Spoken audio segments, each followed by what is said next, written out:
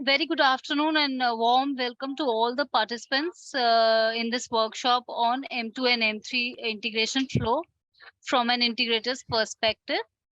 Being an invaluable partners in our ambitious endeavors at Ayushman Bharat Digital Mission, you all are aware that we are committed to promote the adoption of digital health in our country and also improve the healthcare seeking experience for each and every citizen. We have been making continuous efforts in this regard to support all our partners so as to maximize the impact of the program. And one of the most important requirements for the success of ABDM is collaboration with all the stakeholders of ABDM ecosystem. It is in this regard to accelerate the ABDM integration process and benefit the integrating partners. We keep organizing, such kind of workshops and open house sessions. We will increase the frequency of this going forward. And many of the ABDM stakeholders have successfully enabled the solution with ABDM functionalities. And these ABDM partners have been sharing their knowledge on ABDM and helping with adoption also. So we thank them all the contributions done by these partners. So today's workshop is being conducted by Sri Venkat Naresh Babu, who is working as a solution architect for Drew Care Private Limited. Venkat has been instrumental in completing the integration process, not just for Drew Care, who is ABDM enabled for all the three milestones. Not just that, Drew Care is also MVP enabled and also QCI certified. And apart from this, Venkat has also extended his support to many other integrating partners in their integration journey.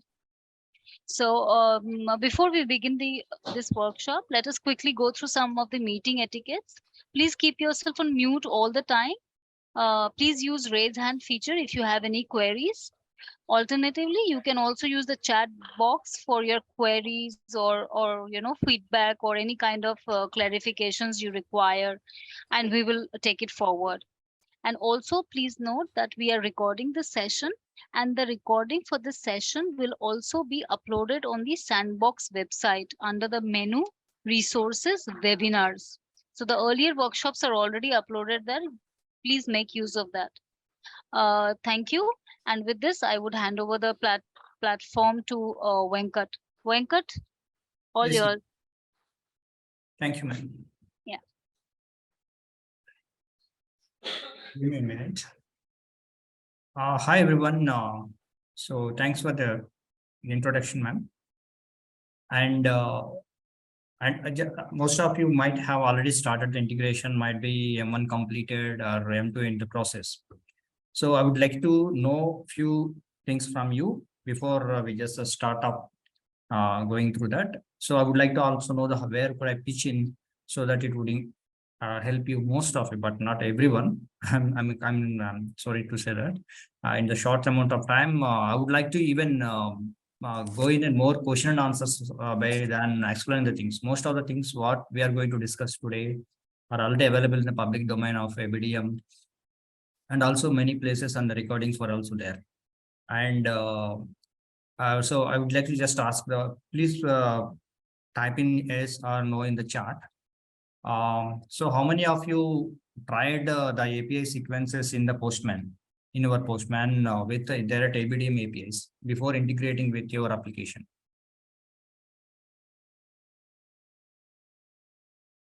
I see that Abhishek, Shivanagarajan, Akluk. So, yeah, thank you. So I guess that most of you are some APIs were tried. Okay. Have you all understood about the total architecture of this ABDM? So shall I start from the architecture or directly jump into the M2 and M3? Which one you would like to go for that? Please type architecture or M2 and M3. M1, okay. Start from the architecture. Dr. Ritesh. M2 and M3. Okay, depends on the number of people who are asked. So I would like to just, okay. So many of them I could see that start from the architecture. So the architecture diagram, it's there in the This one. Oh, 1 second. Let me share my screen.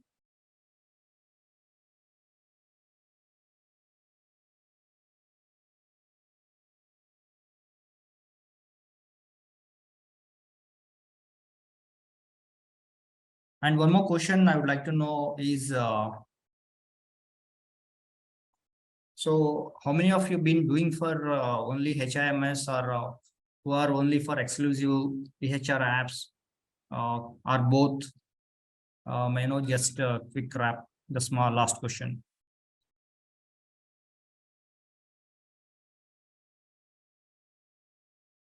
So where would I see this chart? Yeah. Okay. Health locker both. Okay. Many of you are this both. Okay. Thank you. So this is an diagram. Most of you might have already seen this, and the very nature of this ABDM architecture are this entire most of the problems I face or our organization faced while and then during the time of integration. It's a very nature of the asynchronous nature of the APIs. So, for example, you might have done a lot of integration in your digital journey of your career. Most of the APIs are 90% synchronous. Only few places it is asynchronous. So, for example, a payment gateway is there. We just call the payment gateway, and immediately they give the response on the same call itself. And some places where we want to get the additional information like events and all, we get asynchronous. But most of the major workflow, wherever we go, generally it is synchronous. It is very straightforward. In fact, in M1 platform where it is mostly synchronous, and when it comes to M2 and M3, it is a lot of asynchronous things. Almost it is asynchronous. And I would also know there is a one encryption part is also there. So some of you might understood the entire flow and might stuck with encryption. And we were also stuck there for some time. Only for that part we were stuck. So if any one of you understood that the whole process, because encryption only takes a lot of time to explain. That is it. I mean that. So I would like to know. So how many of you focus more on encryption than APIs? This part. Could you please type in encryption or APIs? I'm sorry for asking one more question.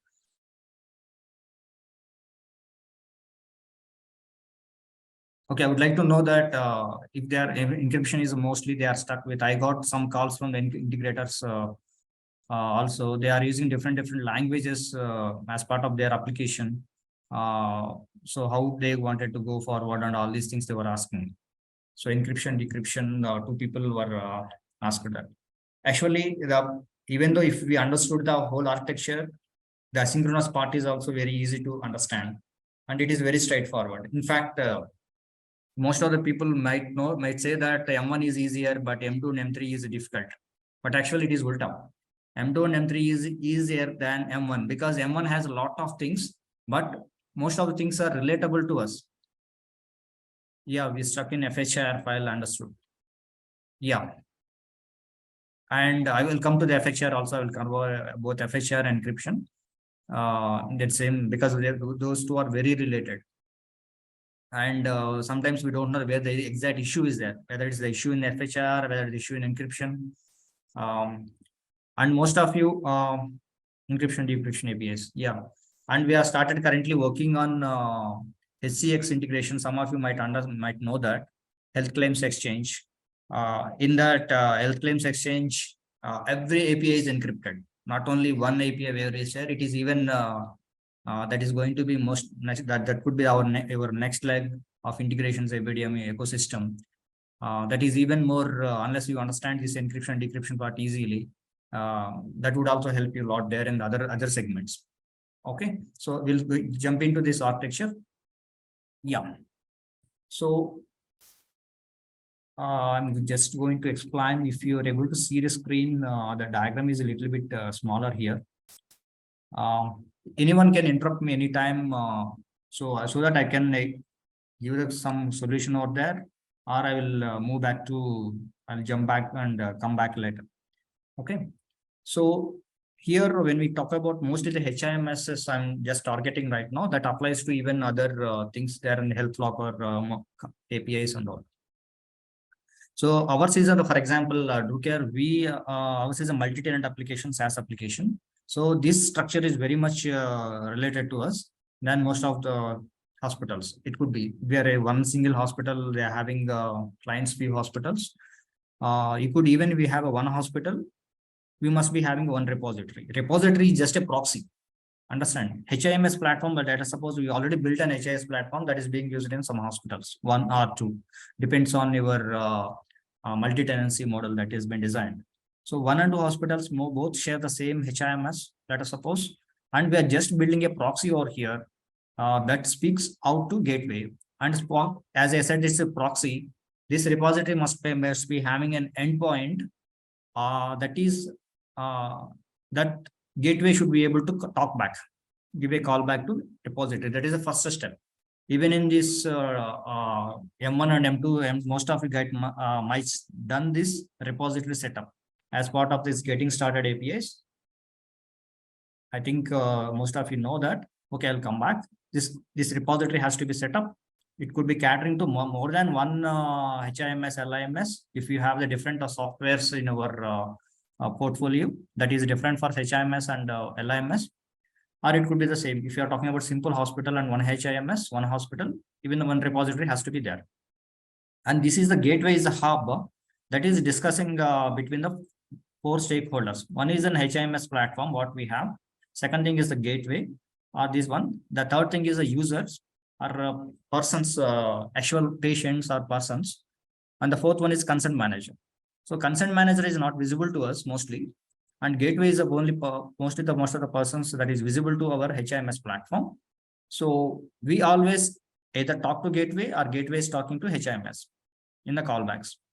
So if you go with M1 initially we just create an ABA, different scenarios. While creating ABA, the people are involved because that is the ID we are creating for people. So consent manager APIs are involved mostly in case of users while dealing with users. But after the ABA creation, especially in M2 and M3, where ABA already created by M1, or you might have patient might have already created ABA at the outside of the hospital premises, he's just sharing it. So all these things are done, and most of the things will happen between the repository and gateway. So in M2 and M3, even though they are two different modules, I mean that milestones have been designed such a way that both are very much interlinked. So M1 currently, by the time we were done last year, and it's almost 1 year. There may be some changes happened between M1 and M2 and M3, but the whole, but actually the whole scene is completely intact. The idea is intact. So whatever I said, if there is any deviation, please let me know. Well, come to another hospital the same way. Mirror image of this one is this mirror image just. Other side, when we are sharing our patient's data to other hospital, actually the patient went to other hospital where he is requesting that actually doctor is requesting his old data through patient consent. At the time, the consents will go again from the consent manager. Whenever the patient is involved, the CM manager APIs are involved. Okay, and when the consents are being resolved with the patient through mobile app, PHR app, so then actual flow data transfer flow will start from M1 and M2. Sorry, M2 and M3 between the milestones. Milestones in M2, we have created a HIP. In milestone M3, we will be using a HIU. This is broad separation, but exactly it is not like an pinpointly we can say that up to this point is M2 and up to this point is M3. Both are very much tightly interlinked. And some of the, for M3 to be success, some of the things in M2, you have to be done first place before you coming through M3. Those might be exactly not needed in the M2 in place, but those are very much needed. Okay. This is the whole idea about the architecture. So any questions, anyone here? Or shall I keep the question answer session at the end? Which one you would like to have? The topic by topic questions are, so it's up to you. Interactive. Okay. That's nice. Hello. Yeah, Gautam. please. Yeah, basically some M1 APIs are not working. Why M1. I don't know. Okay. M1 milestone one APIs related not working, but why I don't know. So Yeah, based yeah. on the token key, I'll we'll come to that. I'll come to that. yeah, What yeah, any one of the APIs, even yesterday when I tried some APIs that were not working.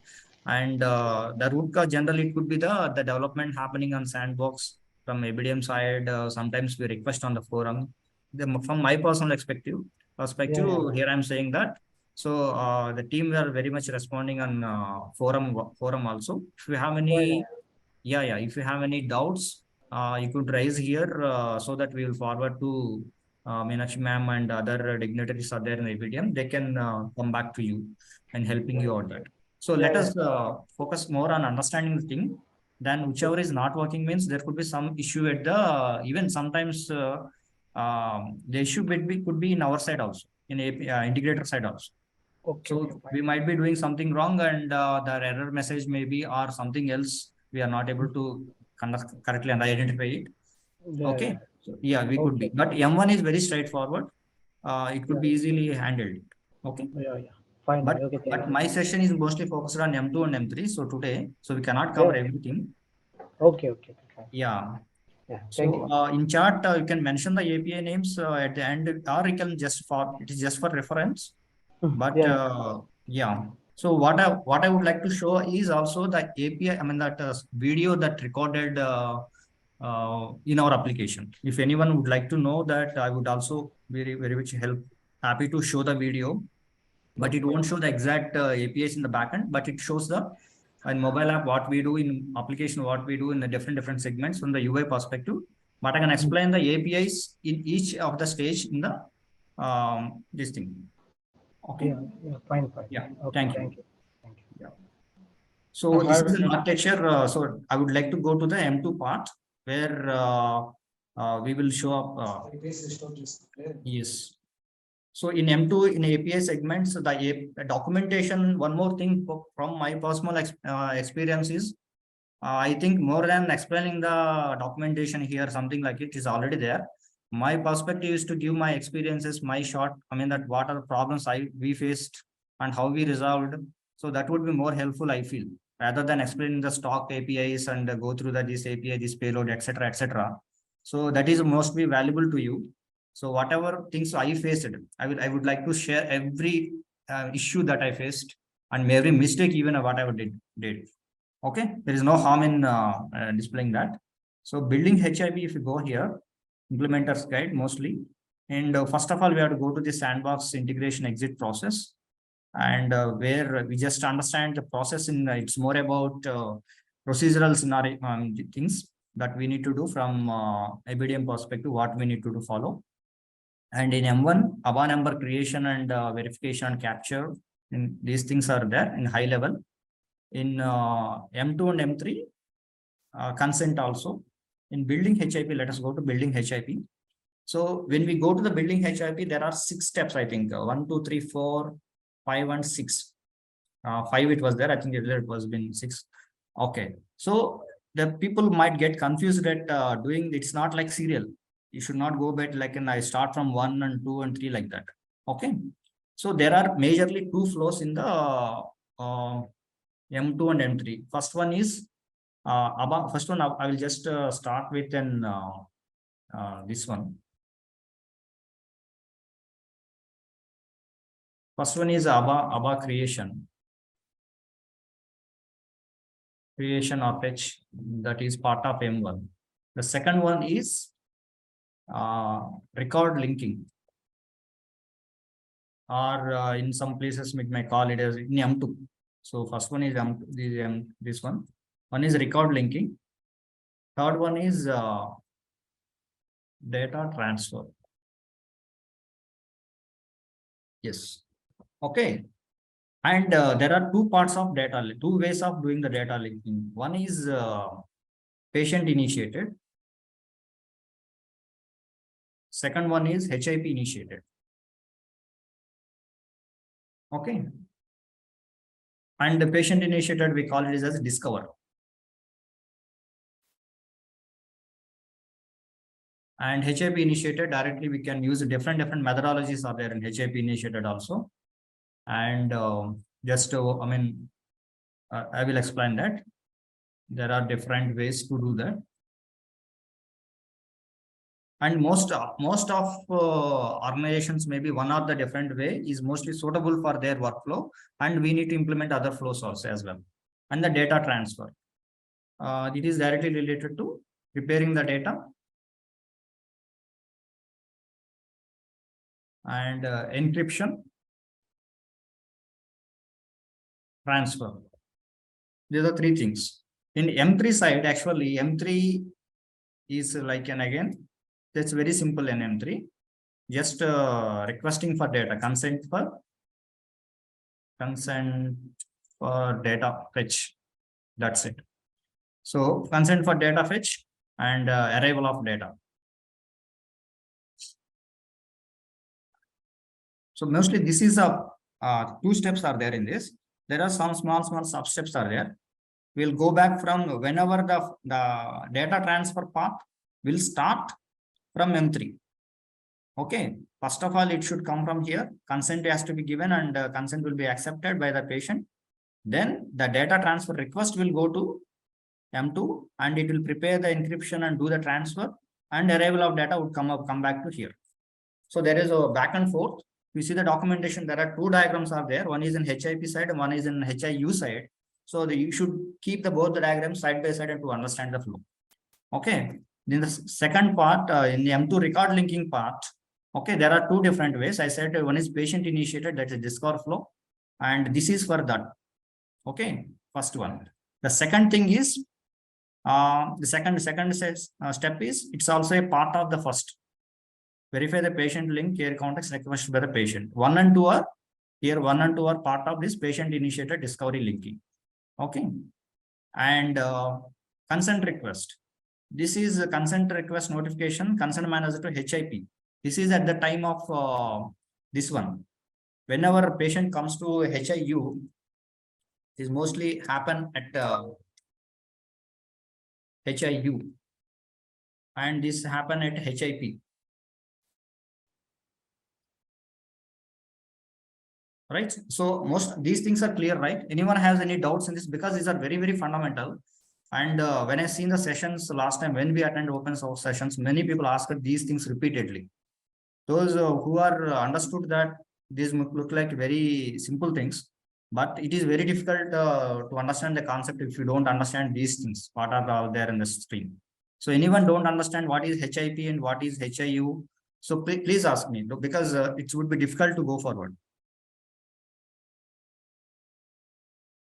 Okay, so anyone, if you have any, you don't know, if you don't please. mind, can you explain one more thing? Sorry? If you don't mind, can you explain one more thing? One more time. HIP yeah, and HIU. Yes. Yeah. So HIP, it's a health information provider, means it's a hospital in lay terms. Okay. Anyone who is giving that, who is having health information. So where we will be having health information means any hospital, a patient arrives means the hospital records some HIP, some data about the patient, health information. That's it. Okay. And that is a HIP provider. Provider stands, it's a very generic term in the IT, healthcare IT. So provider always refers to who is providing the service for healthcare service. Okay. And HIU, it's an like a role rather than it could be given like an particular premises it won't be always provider, and particular premises won't always be user, health information user, HIU for. So an organization can be both, depends on the role and depends on the context. Okay. The simple context is when a patient arrives at a premises where he gets the data, where he do the registration, and if ABA is not there, ABA getting created, and where he do the billing part and go to the doctor's screen or go to doctor's room, and where he got the health care provided. So that's all happen at the healthcare provider HIP. Okay. And the digital thing that happens here is the record linking process, and HIP initiated or patient initiated depends on the case based. So record will be linked. Okay. Yeah. When it comes to again architecture part, if you see that, so the record linking process and ABA, National Digital Health Mission, NDHM earlier, so it won't store any of our patient data. I mean, since it will store only the demographic details, in sense of consent or these things, as of I know. But it won't store any of our healthcare data. Healthcare data always resides in HIP only. Somewhere we had that provision, or the healthcare was provided. For example, a patient went there. In HIU is the place where the data is being requested from the HIP, Okay. health information user. Okay. Yeah. For example, there are two different cases. One case is a patient went to a different hospital later point of time. At that time, the doctor in the second hospital wants to see the data of the first hospital or the patient where he was earlier went to. Yeah. Yeah. Can you please share screenshots also and rise on Dev forum? Yeah. NHA host. Yeah. No, Thank you, no, sir. no, no, no, no. This is not for you, Venkat. I just replied to. I'm Yeah, sorry sure, for ma'am. disturbing. Don't. No problem, no problem, no problem. Sorry, I understood, ma'am. So I just read out. Yeah. Understood. Yeah. So HIU is the role here is to fetch the data from the old record or old visit happened in different hospital. It may be in a different organization or different branch. Okay. Okay. But here the thing, everything in HIU, there are the two basic things in this entire ecosystem is first thing is patient is the king. Means I'm just saying that is like customer is king like that. He is also customer here. Okay. Yeah. He must be giving every permission to link everything. Okay. You Yeah. should give the consent to for this HIU. So why? Because this architecture is designed such a way that if that is not there, any HIU, any hospital can request any person's data from other hospital. Yes. Yes. If they know that this person has been gone to that hospital, or it could lead to some privacy issues, it's also not good at any point of time, at any level of thing, right? So Yeah. patient has to give the consent Mm-hmm. whenever HIU is requesting the data, and HIU could be here is an other doctor, or it could be some other application as well. Yeah. Yeah. If you go for a patient care applications or a DigiLocker kind of applications, Yeah. where we have storing our healthcare records, even Paytms, those aggregators now they are providing these services. So anybody you can give an authorization for a particular app to get our data. Yeah. It is something like we log in with Google with different different websites, right? Websites. Yes. Yes. Exactly, same thing. So the consent has to be given by this patient, Yes. Yes. that through PHR app. Okay. And Yeah. once the consent has been agreed, so both HIUs will be notified as well as the HIP will be notified by the gateway. Gateway in middle of this thing, this entire workflow, right? Yeah. So gateway knows that patient has requested, I mean that doctor in HIU has requested or a PHR app, something is requesting as an To the HIU role, and patient has granted the consent. And again, I will go details into once I go into that one. There are Yeah. very, Yeah. very fine grained details in that. So in what consent and what level of you can give, that's all in patient level also. Okay. So yeah. And after that, it will notify the HIP like, okay, the so-and-so patient has been granted to share the data that he had visited in your hospital so-and-so time or so-and-so between the dates. Please prepare the data and send it. And this is the place where you need to share the data that HIU already requested. HIU will have its own endpoint. So data transfer will happen between HIP and HIU without any mediation between instance, without any data transfer between through gateway. This is an high level understanding. Okay, everyone is clear, right? Anyone has any doubts, please ask here. That is with HIP and HIU. Yeah. Yeah. Okay. So consent manager flow is related to the consents is being given by the APIs when the patient is given the I'm sorry. consent. Sorry. Hello. Yeah. Yeah. Are you going to cover from the HRV perspective as well, how it can register and then how, as an HRP can push create a patient on the ABA, get the ABA number and then fetch the data? Yeah, understood. Sorry, it's part of M1. Actually, my focus today, as I said, it could be M2 and M3. Is there a recording of the M1 available somewhere? Yes, it is available. It is available on the sandbox. So please write to integration.support, or I will put it on the chat. I'll put the chat on link. So you can take it from there. For benefit of every participant, please note, please do not raise queries on M1 here. Let Venkat focus on M2 and M3 flow. And then if you have any queries with regards to M1, we can either take it in Q&A session or just put it on the chat. We will take a note and then we'll respond to you. When you put it on chat, put your email also. Yes, please, Sure. Venkat, you may proceed. Thank you. Yeah, thank you, ma'am. So this is a high level view. The fourth part is data transfer.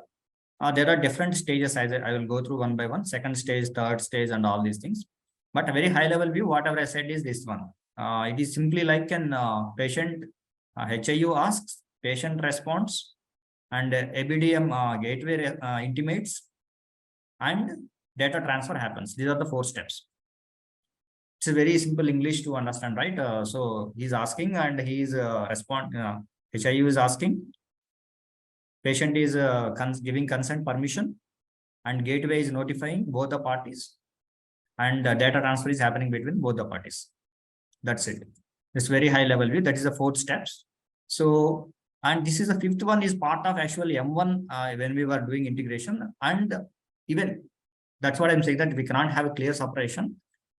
This is useful for a few use cases in M1 scenario where ABA creation, if the patient is already have the ABA, came to the hospital, he can share his profile details so that the registration may happen very quickly at the registration time. It saves some time for the even HIPs and patients also. So the profile is being shared to hospital through some endpoint. It's very simple, one API. So that's it. And these are the screenshots are available. So this is basically the HIP. And I'll go back to HIU as well.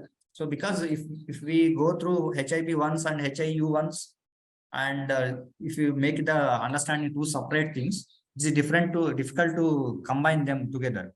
So building HIU part. So that's why I'm coming back here. Whatever I said, this part, consent for data fetch, arrival of data is there happening it. So consent is being raised HIU system. It rises to repository. Repository means it's a proxy in our application boundary itself, or it could be some other in our perimeter of your, that software ecosystem. So that data will go to the consent will go to gateway. Outside the system is then the right side of this would be from gateway. It will reach out to consent manager internally in the ABDM ecosystem. Through consent managers, it goes to mobile app where that patient sees the consent. Even the patient is sitting in front of the HIU, the doctor who is requesting the data. So it is not like can happen, right? It should be happen in some systematic way. So patient who already logged into the mobile app, PHR app, so you can receive the consent and accept the consent. This happens in the first step is consenting. Second step is notification. When gateway notifies the this HIU system that patient has been agreed for this consent. And third step is the consent artifacts. It's just like an technically thing is it's a subpart of this. Artifacts are nothing but what are the visits that may happen at the time of happen at what hospital and all those things. We get some basic details we need to store in HIU side. HIU we receive that these details on demand. This is not sequence and flow. HIU on demand can request for it and get it. And the actual data transfer happens. This data transfer in the HIU is exactly the same as in HIP side. Both are same. It is exactly, if you see here, HIP, this one, and I would show this diagram both side by side.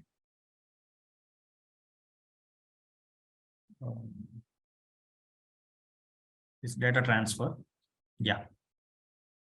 I will pull out this.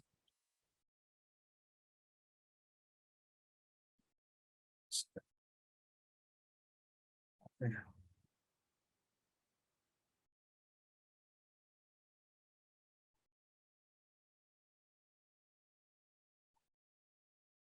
So you are able to see that? Yes. Yeah. So these two are same. One is from HIP perspective, other is from HIU perspective. So if right side is the HIU, HI is requesting the data, and HIP is directly sending the data between HIP and HIU. So there is no gateway part is involved. This yellow box and HIU on HIU endpoint, the endpoint could be the same for every data request, or it could be generically defined, or it could be different for each and every with some query parameters, etc. in URL parameters, etc. And HIP has to respond to that. And once the data came out HIU, and HIU just intimate the gateway that we received the data properly, and this case could be closed. In the sense, the context is getting closed. That's it. So that is not there in HIU part, the last part. All the things are same. HIU requesting the data, and HIP is preparing the data. Here the prepare part is there, right? So there is an actual the limit I could hear. I earlier we told that there is a 2 hours limit or something is there for HIP to prepare the data before this on request call arrive. So in the practical terms, it won't take much time for HIP to prepare the data. So there are some practical scenarios are there. I will explain at the end some tips, or some if you take any type like that. So to reduce the time to prepare the data. Okay. So some systems may be already built with FHR in built them, and some systems may be not an ground up FHR built. So they need some time to transfer the FHR file format from their database data. So prepare the data that may take some time. Usually it happens in few minutes, and after this data transfer happens, and HIU acknowledges to gateway, and this transfer will be closed. That's In it. between, we are providing any security for Exactly. getting the HIP record. Yeah. The security part is only encryption. Okay. The data being transferred, if anyone could intercept the data, they could not read out the data, because that in the entire encryption process, this is if anyone might know, I mean that SSL, how the SSL internally works. If you go to any website, it is an SSL, right? So SSL initially the keys will be exchanged between the client and the server, Yes. and after that encryption process starts, and other side decryption happens. Right. The same thing happens here, but with a different extra steps in the that I will explain in the encryption process mostly. Yeah. Right. So this is a whole process of theoretical process of an M2 and M3. So anyone have any doubts in theoretical process? Then we will jump into the practical things. Yeah, even the request you have to send in encryption. No. The request is this first one HIU request in plain. I mean that all are REST APIs only. Okay. So the payload is in plain. It goes in like in plain readable human readable text. Okay, understood. Yeah. Thank you. And but the keys exchanges will all happen in these steps only. And later part is basically you get the data encryption part. Okay. So for this demonstration, what I have taken is an webhook. So to temporarily show it up, all you might know this webhook, what it is created. It is like an HRP link for this my HIP and HIU also as well. If we can create HIP as well. So this is an HIU. You might have used this sandbox HIU. So this is a sandbox HIU off the shelf developed application where it is something like a Docker workbench, you can say. In HIU, a consent can be raised. So if anyone wants to, I mean that this credentials and all, they can get it from the NHA team. Okay.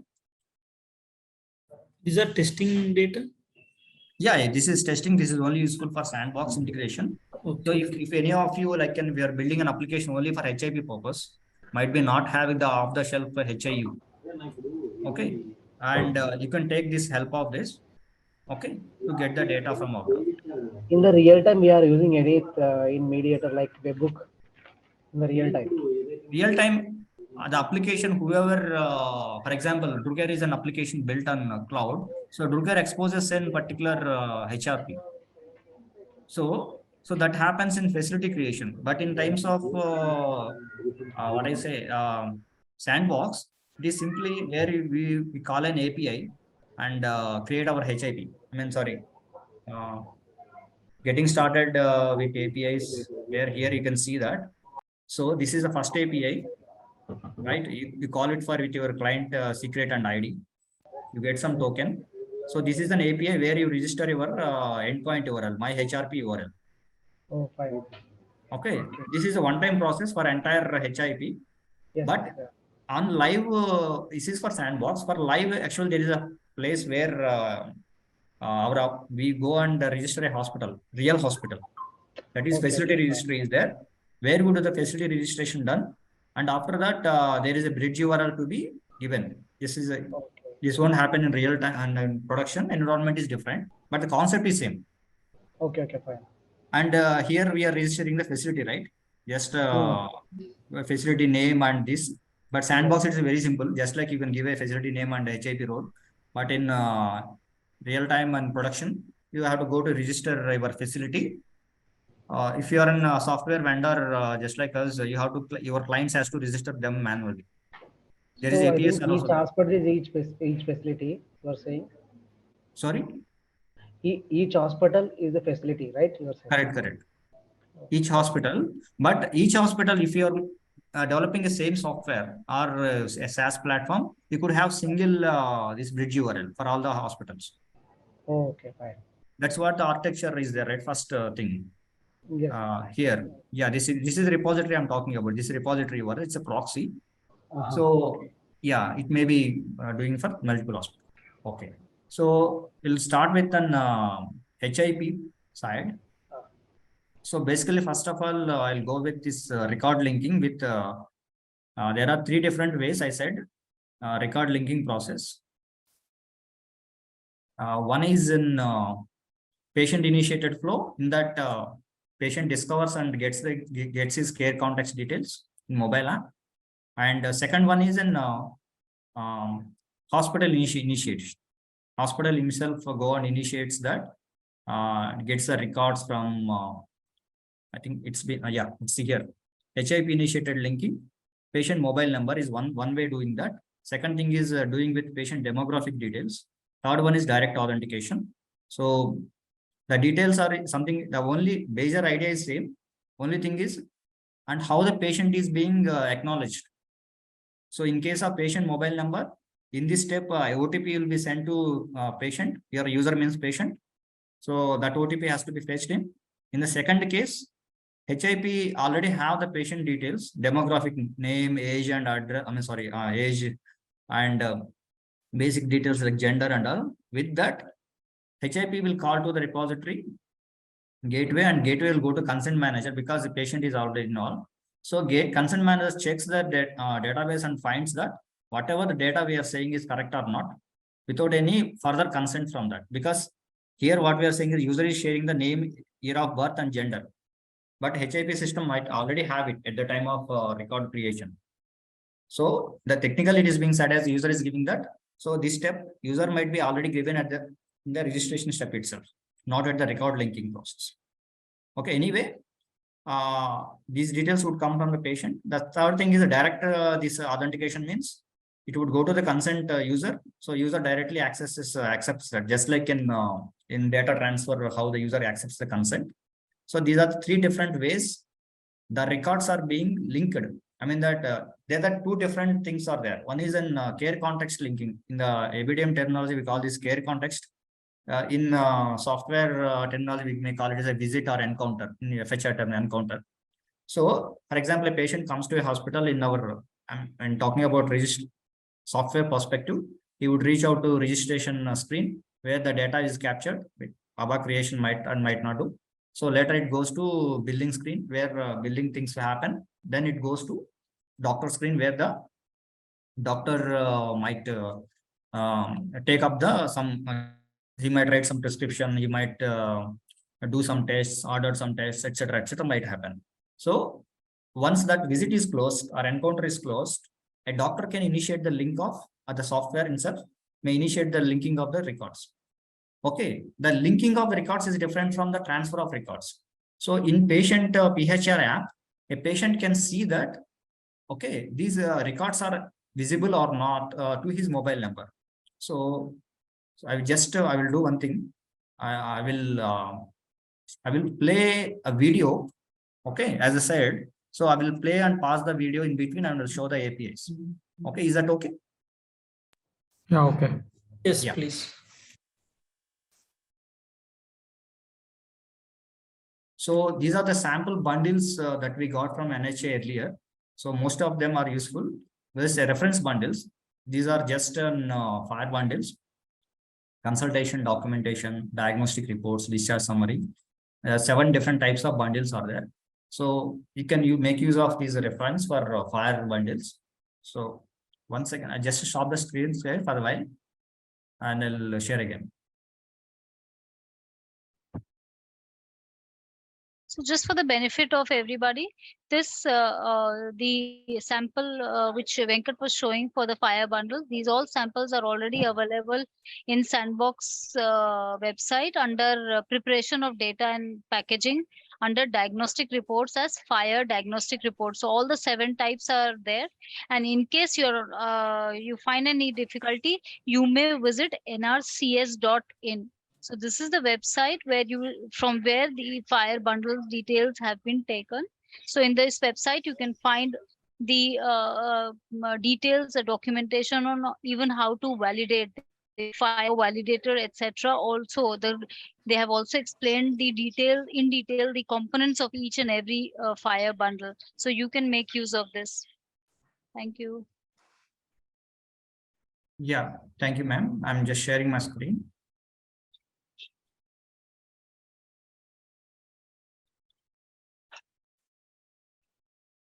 So is my screen visible? Yes, yes. Yeah. So I muted it. I just explained the basic things. So here this is our registration page where M1 creation is just checking the availability and the ID is available. Is doing the registration. This is part of M1. I mean, this is an entire workflow right from the beginning. So here the demographic details are being entered and this is part of M1. So I'm skipping it quickly. So M1 creation, we have 2 OTPs has to be entered, Aadhaar OTP, mobile OTP.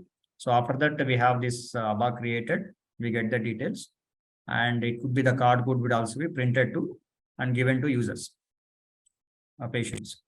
So later, there are different steps are there in M1, linking if you already have the ABA and all these things are there. I'll just move back. So later the patient would come out to the billing happens. Patient would come out to the doctor screen here. So doctor is entering some care context details. Basically, the care context is about maybe entering his illness details and some history of the past illness. So this is a different entire implementation. It could be different from one particular hospital software to other hospital, but the data has to be stored in such a way that is easily convertible to FHIR format. FHIR is a defined set of things for each of the, components, what I've shown here, general instructions, everything is in FHIR elements are there, defined elements. We just need to map our applications data to that application. क्या बोला sir ने फारूकदा ने?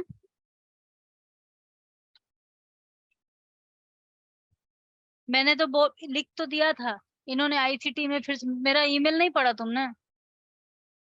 हाँ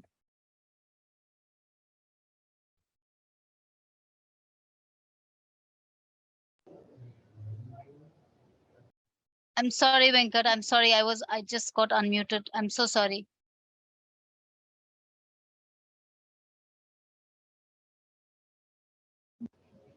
Hello, Venkat. Venkat, we cannot hear you. Hello? Yeah, I think he's logging. I think he's logged off. He's logging in again, I think. Yeah, maybe. Yeah. Okay, we have shared notification about HFR and HPR webinar also. It is on 17th.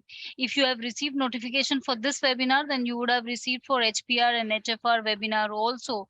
So this webinar tomorrow we will have from 11 to 1 o'clock.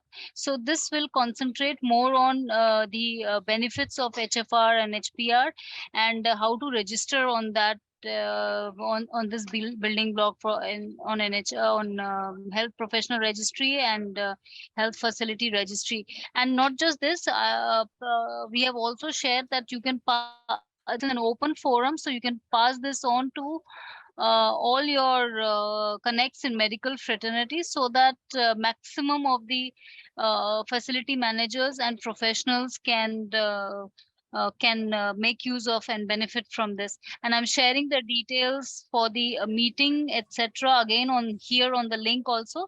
But I suggest please check your registered email ID. The notification has gone in there. Venkat, have you joined in?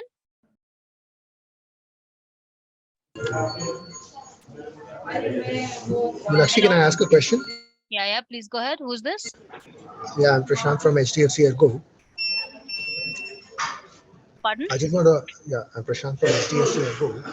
I Okay, wanted to go ahead. just check one thing that is it mandatory for an insurance company such as ours to register as an HFR? Does this concept apply to us? See, actually, it does not apply because you're not a provider, right? You Yes. will not be generating the record, so it does not. You do not have to be to register as a facility. You would basically be for now for you the use case would be that you can generate ABA, verify ABA, and second is you would be seeking the records from the providers. So for you, Which is M3, M3. that's M3. right, that's right. So M1 for and you, M3 is more applicable to us. that is correct. That is correct. Unless and until you want to do M2 because you want to take some, I think some, I forgot policies or something you exchange from your TPA. So in that case, it would be required. But I think for you, mandatory is just M3, right? M1 and M3. Yeah, Okay. yeah, Thank you. yeah. So I'm just going to share. Actually, the format is getting corrupted. So please excuse me for that. I have shared it on the chat, the details for tomorrow's webinar. Please do join, and you can it's an open forum, so you can forward it to all your connects in yeah. Hello, ma'am. May I speak? Venkat, please. Yeah, Venkat, you may take over, please. Thank you. Thank you. Sorry for the interruption. I know, There don't is some bother. network. Yeah. Yeah. So here, doctor is, if you are able to see my screen. Yes, very much. Yes, thank you. So the doctor here enters some prescription, and it's a very simple this thing. So after that, so some prints. So here we are giving an option to create a checkbox to link care context. Whatever the data that the doctor has entered, so linking the care context happens with these details. Patient name, gender, and male. This is happening through the demographic details authentication. In case of other different approaches, one is a direct and one is an OTP based. Patient will get the OTP, and again, patient has to share the OTP, and those OTP has to be validated. So for our use case, we feel this is a very streamlined and this approach. But the thing is, the name and should be male, gender, male, date of birth, name, etc. These things should be exactly the same, or there is some algorithm for that. So plus or minus few years, male should be the same, gender should be the same, patient name could be some fuzzy logic is there. So if Aadhaar is being created, as ABA is created in your application, it means that the name and everything we would fetch from the ABA itself. So it would be very, that the details would be the same as in ABA. So other side ABA will be, these details will be matched with an ABA details. So if these details are correct, and at the time the care context will be linked, and in PHR app, patient will get notification that so you are went to some hospital, something like that. So your care context has been linked. But at the time of linking, if the patient logs into the application PHR app, so he could see that he went to so-and-so hospital and so-and-so visit has been created. The visit could be some hospital defined IDs for that visit date, visit timings and all for that ID. And the actual records fetching not happen at that time. So patient has to click on the PHR app in that fetch records. Okay. And you would ask the HIP in role of HIU to get the details, like in M1, M2 and M3 flow that happens. Or hospital itself creates the linkage happened. And if he knows that he would like to push it to HIU at the time of reference comes, that link will be automatically sent over. Basically, what happens is generally, so for example, we went to hospital, care context has been created. Okay, so the PHR app, the generic PHR app created by ABA is works in different ways. One such a way is once we log into the application initially, it will send the request to HIPs if the data is not there already. That's normal flow, but it won't happen every time. Like it will take some time interval. So it will not keep on asking HIPs and bog them down, like send the data kind of. Okay, so it happens in some intervals.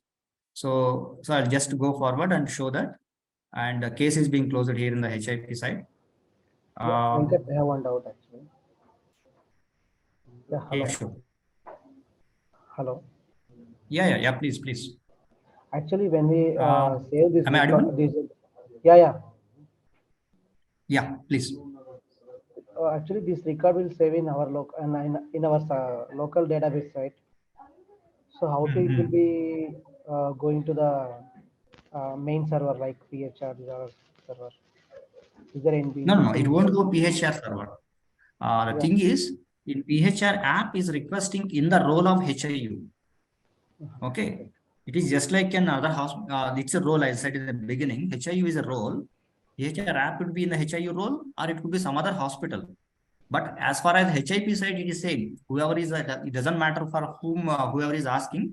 It is only thing is whether whoever is there in the role of HIU, they can ask the data. The data transfer will happen between HR ABA app and PHR app. I'm sorry, HIP application. And PHR app will share an endpoint. I will show you that PHR app will share an endpoint, public endpoint, where we'll push the data. Okay. Sir, I have For a example, question. you are sorry. Venkat sir, I have a question. Yes, sir. Just now you said that as a HIP, the record will be generated towards HIU, and HIU can view the data, right? Correct. It can be. Okay. I'm a doctor. If I have requested the data and as a HIU, I received that data for some patient, will that particular data will then stay in my software, or it will not stay in my software once the consent is expired? Yes, here the onus is on the HIU.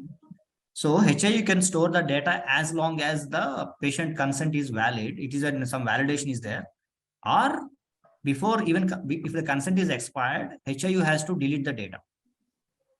HIU has to delete the data. So this means that the data will remain with the HIU, and it is the HIU who has to delete it. Yes. HIU has to delete the data, and there is also test case in the M3 milestone, where in the test case, in the sense once you finish off the integration, you validates right with the NHA. So the test case is if patient, there are two different things are there in that. One is if consent is expired, or before consent is expired, patient can revoke the consent. Whatever he has granted through, even after he went to hospital, out of the hospital from HIU, he went to home. For example, he given the consent for 10 days, accepted. And he went to the second day and the third day, or he might open his mobile app from his home and revoke the consent. When the consent is being revoked through gateway, HIU will be notified to about this revoked, and the data has to be deleted. In the sense, how backend internal things is happening is a different way, but on the screen, doctor should be not be able to access it anymore. Means if either the patient can revoke the consent, or the HIU has to delete the data.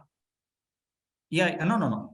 Even there are two things. For every consent, there is an expiry time from date and to date. So between the date, HIU can keep the data on their server. Okay, and after that it will get automatically erased. Yes. That's a duty of HIU to do that. Yeah. Duty of the HIU to do that, or it will get automatically erased. No. It will be notified from the IBDM gateway, that it will be notified that this consent has been expired. Sir, this my consent has question, been revoked. The sir, HIU software will be deleting the data. I am a doctor. I am checking one patient, and I want to see his Correct. past history. Okay, Correct. I checked his past history, and then I prescribed the medicines and a surgical procedure for that patient. Okay, so Yeah. I'm not recording the past history because I received it from the as a HIU. Okay, so I didn't Yeah. record that past history into my system. I just relied on the history what I received from HIU as a HIU. Then once the procedure and everything is over, then I have generated the discharge card and saved only the data that I have put input in my software. Once that is done, patient went off, and in Yeah. future, for example, after 2 months or 3 months, he came back. Yeah. I Yeah. again tried to I opened my software. I will Yeah. get what details, the previous history details also I will get, or only the details what I have stored into my software. That is. Yes, yes. So the same concept is same. Again, I'm coming back to that. So, for example, I'm just giving some assumptions. Please correct me if I'm not with your this one. So, patient has been given consent for 10 days. So, your patient came after 10 days, the consent automatically being expired. So, let us suppose HIU deletes your data. Sorry, HIU deletes his past data, but he has kept HIU kept his own data because it's an HIP role. So he created some care and he has his own data that won't be deleted. Only past data, whatever he got from other hospital or a HIP, it will be get deleted in the HIU or in the current hospital, your hospital. Comes after 3 months and second visit, you would like to see not only the data recorded in the your hospital, but maybe also the past record. Again, you have to raise the consent. Okay. Or else Every time I you have to would raise a consent if I have to see again, the past yes, yes. data record from other hospital, or else Yes, I have to yes. record it into my software separately. Exactly, May exactly. I add a point here, Venkat? Yes, yes, ma'am, please. Yeah. Sir, I could not get your name. Could I have your good name, please? So, ma'am, Dr. Ritesh Singh Malik. Okay, Dr. Ritesh, actually, it's a very rightly posed question. So first of all, whenever you raise a consent to view a past record of the patient, so it is just for viewing purpose. You are not supposed to save that record. It is not correct to save the record, whether you take screenshot or any way, you should not be saving the record first. Second, the consent, you will be able to view the record, the longitudinal record, as long as the patient has approved the consent, whether it's for 1 day, 2 day, 3 day, 4 day. After that, it is expired. Once the consent is expired, you cannot view the record. And every time you have to view patient, you want to view patient's record, so it is completely up to the patient authority to give consent. So you have to raise request again and again whenever you want to see the record, and it has to be approved by the patient. Only then you will be able to view the record. Does this clarify all queries, or there is something? Yeah, I have. As a practitioner, I have another query. As a practitioner, see, basically what happens is every practitioner is concerned with the past history when it comes to the to some chronic diseases. Absolutely. Okay, and in that condition, if I have to every time ask for the details from different providers, it I don't know how many providers the patient has went on. Okay, so That's right. either I have to record the details afresh, like I am doing it right now today. Also, I take the complete patient history, so this will create duplication of history. No, not at all. May I will just And every now I'll share my another aspect. I am from insurance industry also. So in insurance industry, what problem we face is that many times patient has different histories at different hospitals. So, somewhere it is written some duration, some at some other place it is written some different duration. At that time, even claims are also getting disturbed because of this. Right. So So there will not be a rationality of record. That's okay. I get that. Dr. Ritesh, first of all, as a patient, I do not think we will have any control where the patient wants to have his records generated, right? So as a patient can very well have records generated at n number of providers. That is absolutely fine. That is totally up to the patient, right?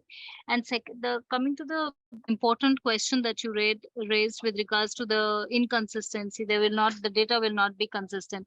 I disagree with that. Why? Because see, you will never be knowing that as a patient. When I walk into your chamber, you will never know where are the health records that are coming from. You will not even know where the health records I have stored. You will not even know whether all the records which I have had is shared with you. It as a patient only I will be knowing that I have records at this provider. What happens is you will just be sending notification to gateway. You will take the ABA number of the patient, you will validate it, and you will just send that ABA number, right? So on the gateway, the repository will find out, okay, this ABA address is ABA is having this ABA, this patient is having records in this facility, and the repository will not even know what records are there, 1 record, 2 record, 3 record, nothing. We will just pull the details and we will share it on the consent manager of the patient. The patient will then select based on his which ABA address care context he wants to share. Patient can uncheck, check whatever he wants to, even within the care context. In the encounter, if the patient has say 5 or 7 say prescription generated, 1 consult, 1 diagnosis report, patient is at the full liberty to uncheck and not send you the viewing access for diagnostic. So you will never even know what are the reports, whether you are getting a complete view or reports or not. And I think this is correct, because it is the ownership of the records right lies totally on the patient. So that is absolutely correct. As an HIU, you are not supposed to know what are the records, where is it available. Even as a practitioner, it is totally up to the patient. If the patient does not want to share some record, nothing much can be done. Means in that condition, only what I will be able to know how much the patient want to share it to me, right? That is correct. That is correct, because that is what.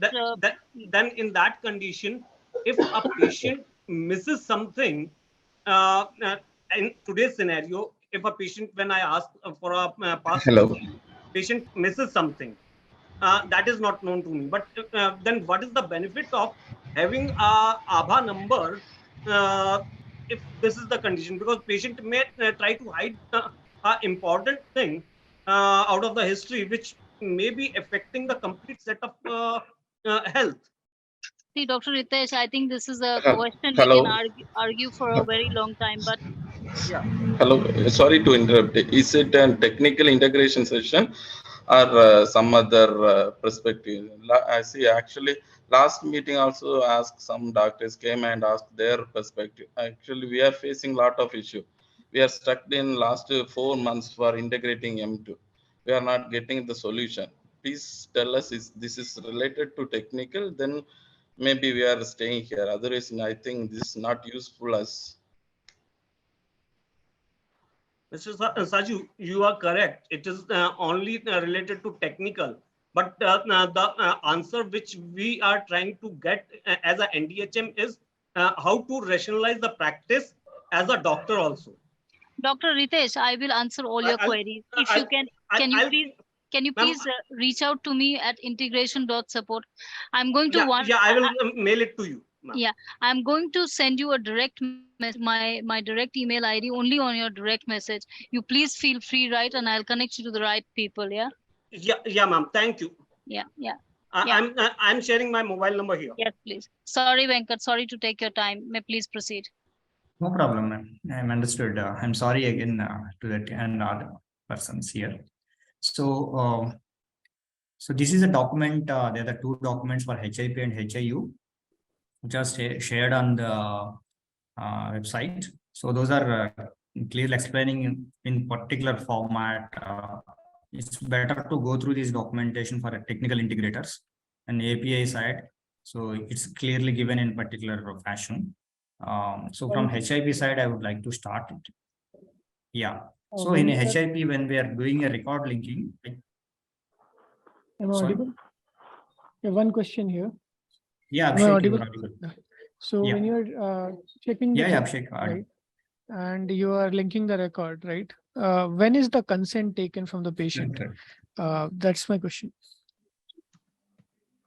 Yes, it's not yeah. There are 3 different ways where you can do the record linking from HIP side. Okay. Yeah. So one is in that's what I'm saying. That here I'm showing here on the screen. Please select the checkbox to link the care context means HIP is doing initiation because it's HIP software. Okay. It is doing the initiation using the mode of doing is. But then what we are doing at the mode of is. Consent is not needed here. Yeah, that's what I'm saying. Demographic details, we do patient consent is not needed. If you see the documentation here, Got it. see, yeah, in the this is an if you 1 second, let me reduce this. It is an OTP based patient mobile number. Patient mobile number will get an OTP. See here, OTP always reach out. As I said in the first architecture part, CM will always reach out to patient. And HIP system repository will reach out to gateway only, and the gateway internally reach out to CM, and CM will consent manager reach out to patient. Okay. And this consent manager sends the OTP, and that OTP will be entered as part of the next flow. So the OTP shares the patient. Sorry. So for example, my LIMS has historical data of 1 year for a particular patient. It has got 10 reports. Correct. And which has been processed in last 1 year. So can I go and link all of those 10 today? Let's say we do the integration. That's the question. If he came for a visit, we can do that. If he came for a visit, so the thing is, and if he came for a visit, and where we have to show that, no, as part of this current HIP initiated linking, we will what our practice is, we are linking only the current visit. Okay. And patient can discover all his visits in the discovery flow. Okay. Okay. So, but you have to have that care context being created in ABBA terms, care context, not only visit some entry in our visit table, not only that, there should be some care context being created and informed the ABBA. And so that you need to, the patient can discover either through himself or either HIP can do. That's a, yeah. When the care context is created, then this OTP has to be taken from the patient or not? Correct. See, that's what. So if patient is available at the HIP site system, so after a care context has been created, a care is provided. So that, I mean, that HIP software system user has to ask the patient, has to raise the, that's OTP. So patient would get an OTP and he has to ask the OTP from his and take out to HIP system. So again, HIP will validate the OTP through gateway, through consent manager and checks that because the OTP arrives from consent manager, it has to reach out to consent manager and always getting it validated. Okay. In the same flow, at the bottom is one doing authentication through their demographic details. Both the flows are same. If you see that, only thing difference is here the OTP is not there. Only the username, password, I mean that year of birth, gender is there. So anyway, those things by the time care context is created practically, those things are already available in HIP system. Correct. Right. Yeah, that's what I'm showing it up on the screen here. So whenever the patient is, patient has been, I mean, the doctor is checking out this. Please select the checkbox to link the care context. So with the demographic, what happens is this OTP can be skipped. Yeah. Okay. Yes. Actually, this is a patient ABBA app, for example. He's logging through mobile app.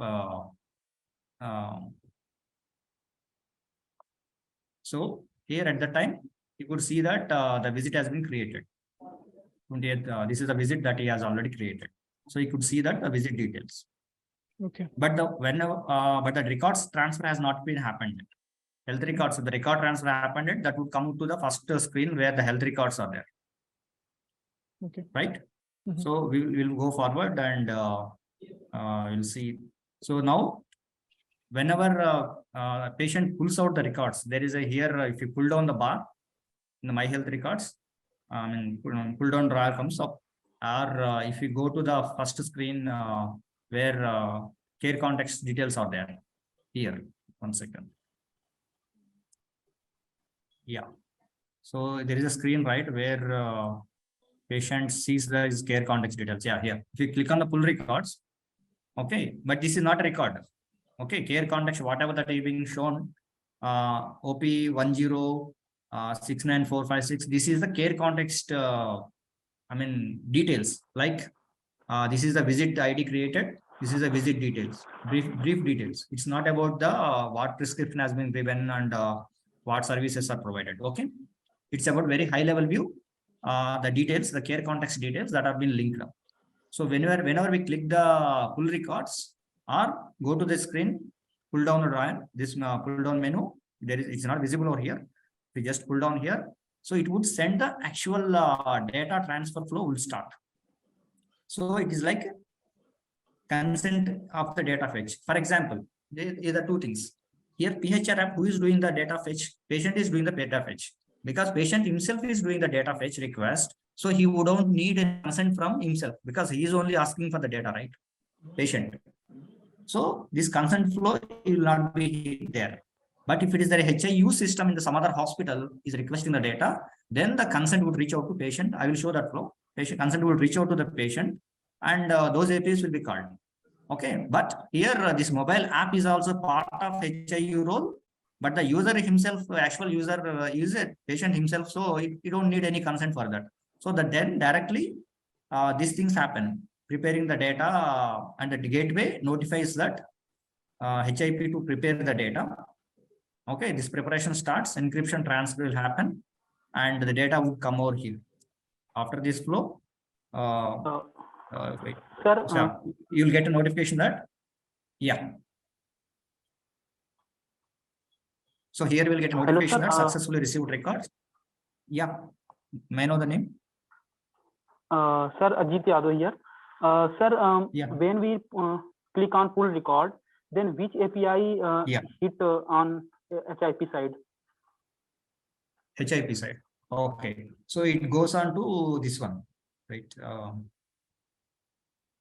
So in data transfer, if you go to the data transfer part, okay, so you will see that. 1 second. Yeah, HIU. This is HIU what? Building HIP, right? Yeah. So HIU first requested for the data, right? This repository notifies HIP system. So HIP. Okay. So no. This is not this one. Wait. So there's a different diagram. And discovery and linking. Earlier I shown you diagram. 1 second. I showed from the documentation website. Okay, sir. Yeah. So here the data transfer is there, right? So gateway, yeah, here is the one. Gateway will intimate the HIP repository. HIP request API will be called by gateway on HIP. When we click on pull record, okay, sir. Yes. When you click on pull records in mobile app, this has been called first. Okay, sir. Okay. So then you will reply back immediately. So this is not related to preparing the data and all. You have to acknowledge immediately. So while doing in Postman also, please ensure that you have to do these steps very quick.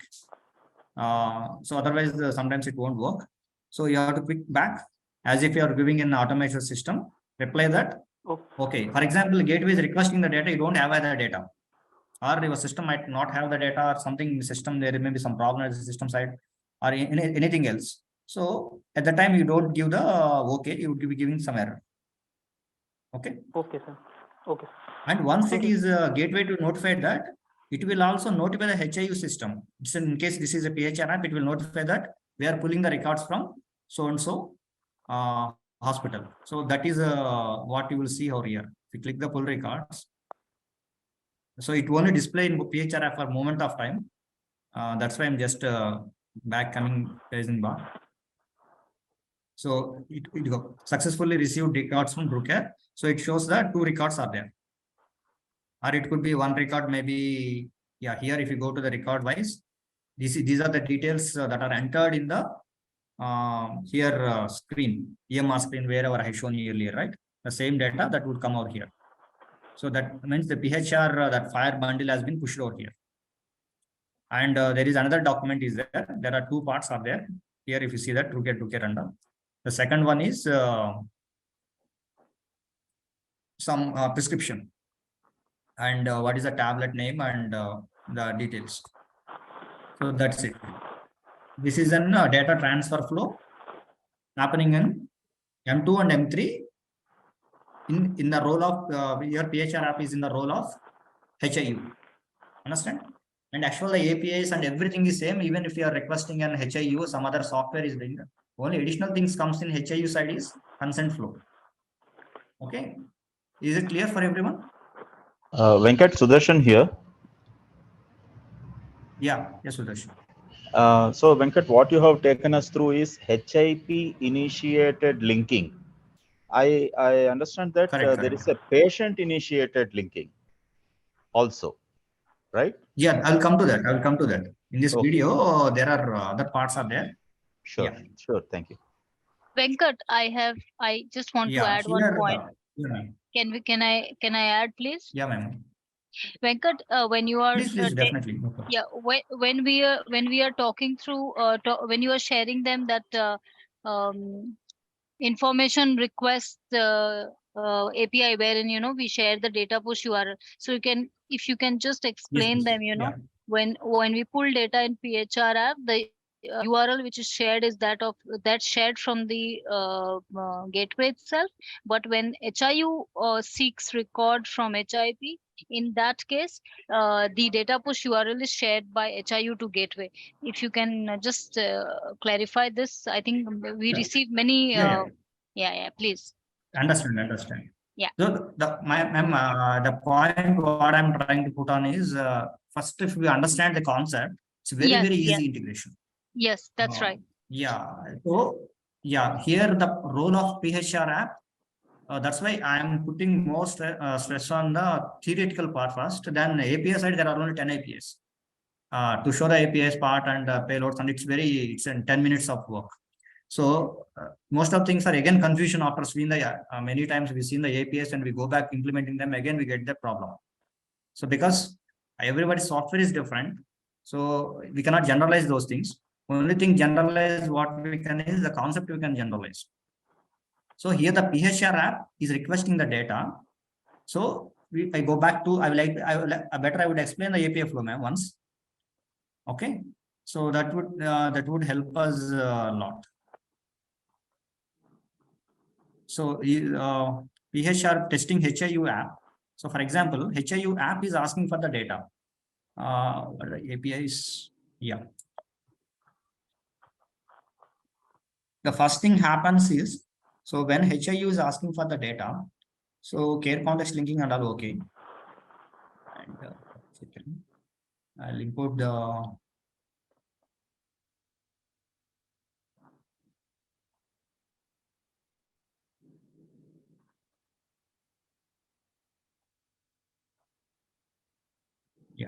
in consent flow. So initially, the HIU app asks for the data. Patient, I am so and so doctor. Okay, I would like to know these types of PHR defined, FHR defined types, maybe copy consultation and all. So from so and so date to so and so date, and doctor might not know at what hospitals the patient might went on earlier. So he would only know that what he'd like to know is, so he wants the patient data for last 2 years or from between a specific date ranges. For example, he would like to go for last 3 months, 6 months, like that. So the date range and the current requester name details, and to view these things, and that's it. This request will be gone. It will be sent over to consent manager.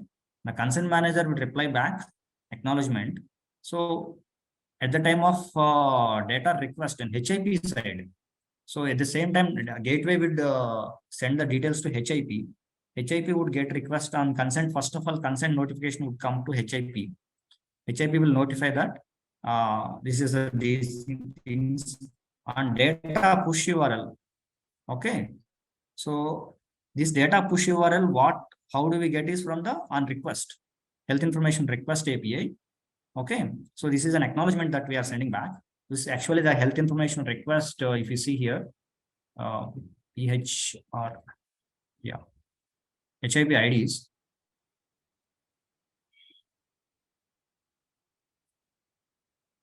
So actually, you are asking that why there are two different URLs for data transfer from if their data is being requested from PHR app, and if the data is requesting from the HIU application, right, ma'am? So that is your basic question, right? That is correct. That is correct. If I am not wrong. That is correct. Correct. So here, yeah, ma'am. So here, the role of PHR app as a HIU, that patient is requesting the data. So to send the data from HIP system, so there is some, it's a Drucker hospital, for example. So I would like to know where exactly I need to send the data, because it's a mobile app, right? So mobile app cannot be reached to as a public endpoint. Someone in the proxy in the internet has to get the data and transfer it out to mobile app, right? That proxy URL has been set up by the gateway, sorry, IBDM ecosystem. So that is different. In case of HIU app, it's again any other HIU, either it could be Drucker HIU or some other HIU is requesting the data.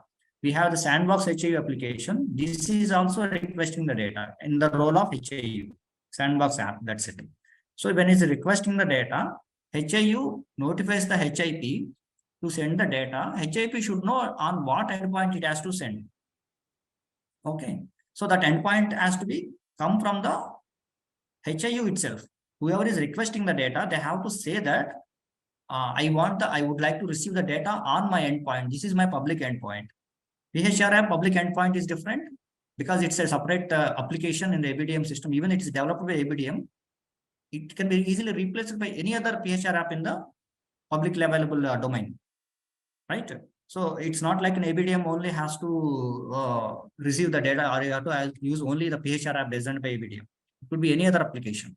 Drucker is building up an PHR app, and some other hospital is building up a generic PHR app, or it could be Paytm, or some. There are some players out there who is their mainstream business is into the PHR app. So that is there.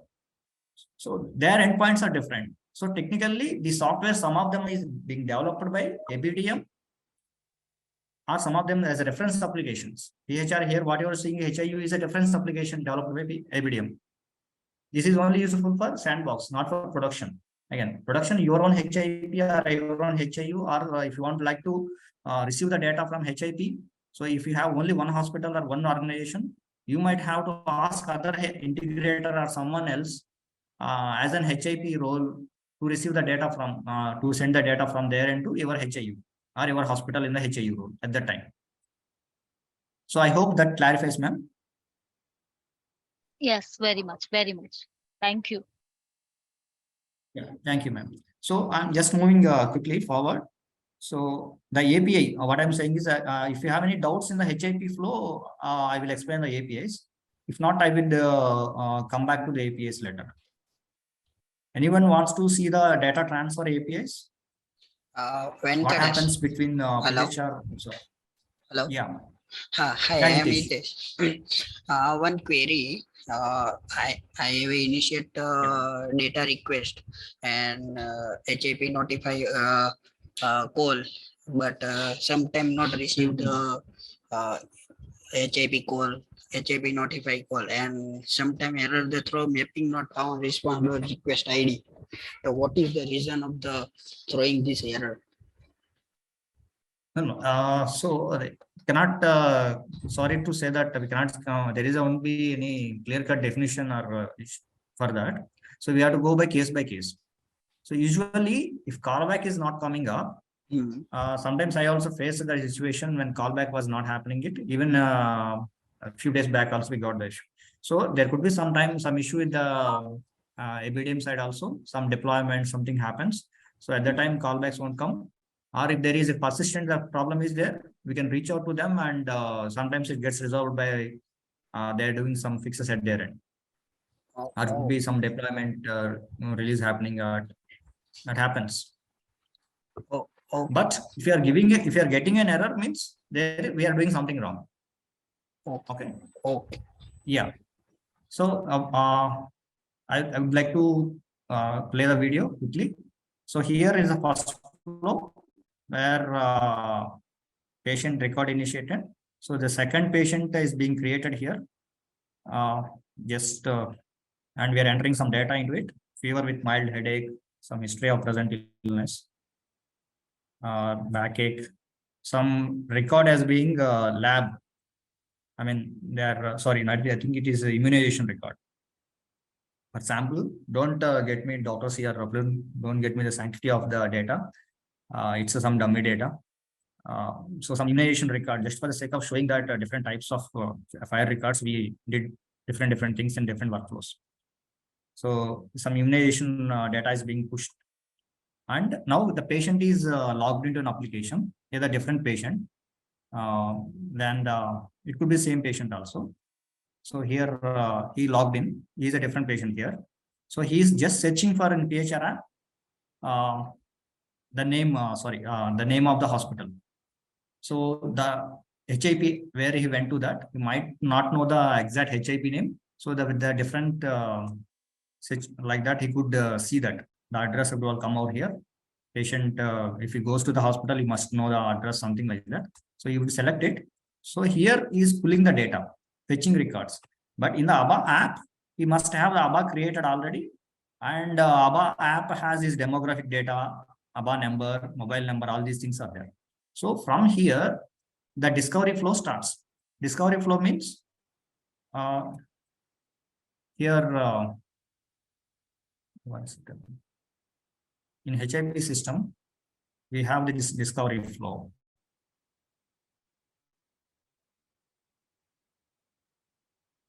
HIP initiated linking.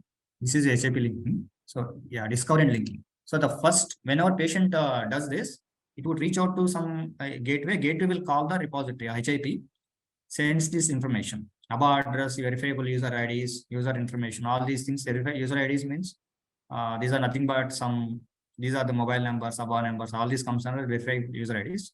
So those details will be sent out to repository and our endpoint. HIP will respond. So if he finds any patient of that particular details with those name, age, gender, and all those things, whatever that he registered, so he would send a response that, okay, these are the care contexts I found. Okay. So it is simple as I'm just playing the video. So it says that patient ID so and so. This is the care context that we created, and care context description and care context ID. Basically, the description for readability purpose, we are given the date and time also to show that you can give your own description. So then the OTP would be sent to the patient. Okay. And here send token out of band. So this happens. Patient clicks for init and initiation to link that. Token will be sent over that. And this is a token, and patient again feeds a token, and that the token will be validated and care context will be linked. The care context linked details will be stored in the, irrespective of HIP, the linked details will be stored in the PHR app. Even HIP is gone later point of time, if you just log into the HIP, this PHR app, or if you just uninstall the PHR app and log in again, reinstalling, so that you would get all these details of come back, already linked care contexts. Okay. So after that, he just pulled down that records. Then second data transfer part is same. Here immunization details, whatever we entered. Okay. So history of present illness, fever with mild headache, all these things, whatever we entered, those came over here. So this is the flow, and he's getting third patient for showing up different flow.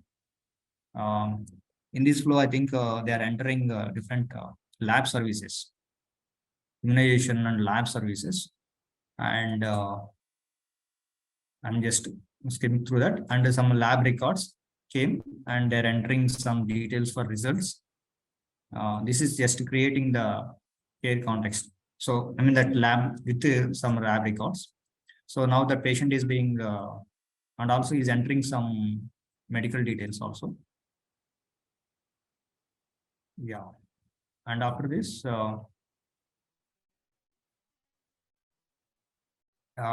here we can see that ERX. So summary. So he is linking the care context. Again, we are doing it from the patient initiated, HIP initiated linking. is logging in PHR, patient as a patient role. So earlier 2 records came for the same patient and HIP initiated linking. Now currently syncing your records from GroupCare.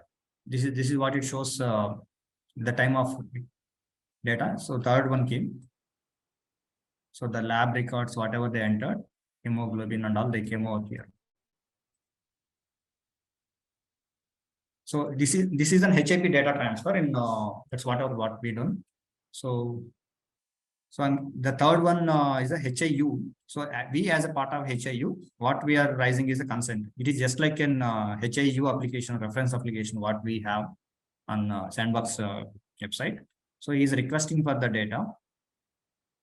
So as a separate doctor, so the consent has been raised. Okay, the consent would reach out to patient in his mobile app. So here, and it goes to the screen of consents. In that bottom, if you see here, consents is a tab. So he could get the consent. So the screen is requested 0 minutes. Here, as a patient, he can change the consent. For example, doctor asked for this type of records from this date to this date. Okay, patient can have the liberty to change the dates or the types of the records, or in between the dates. For example, he might have visited 3 hospitals. He would like to share only 1 hospital. He could leave out the 2 other hospitals. He could do whatever he wants. But it is not like guaranteed that whatever the HIU doctor has requested would be granted as it is by the patient. Patient can change it. Okay, it's the agreement between the patient and doctor, because this practically this happens. Patient, when he's sitting in front of the doctor or some premises, he would like to know, orally says that doctor says that I would like to know the details of last 6 months or 1 year. So then patient definitely would see the information request only for between the dates. If he has any discrepancy, he may discard this request and we can speak to doctor. Please send again the request. Generally, it depends on the coordination between the doctor and patient in HIU premises. So patient will enter the details and consent will be granted. Once that is happened, so in HIU is it's a different system, right? HIU don't know what is happening yet. So keep on HIU can requesting it, or HIU will be notified whenever that happened from the gateway. So we are just refreshing it. You can see that status is granted and view of the data is there. View, when you click on the view, actual data transfer happens, and the data transfer by the time it arrived. So whatever the data, past data, you can see that from the drop down of the organizations, past organizations. So this is you could see the past details, etc., everything like that.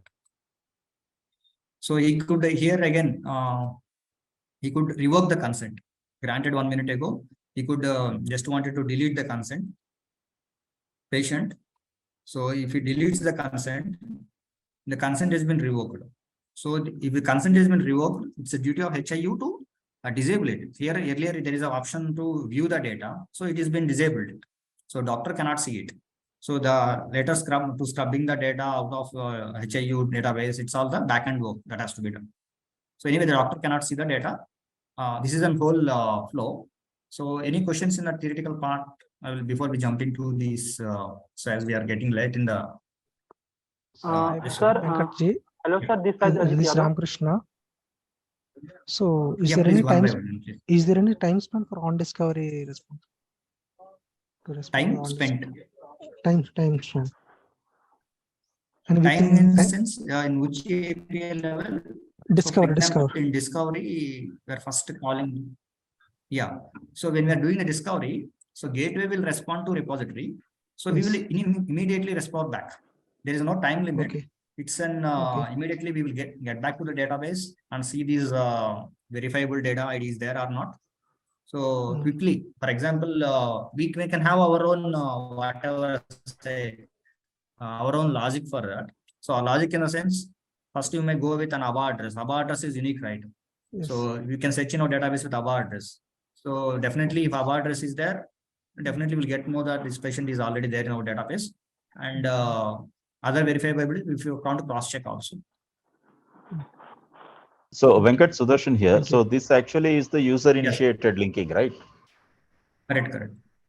So now user is initiating this through the PHR mobile app, where the user is going to the menu called linked facility.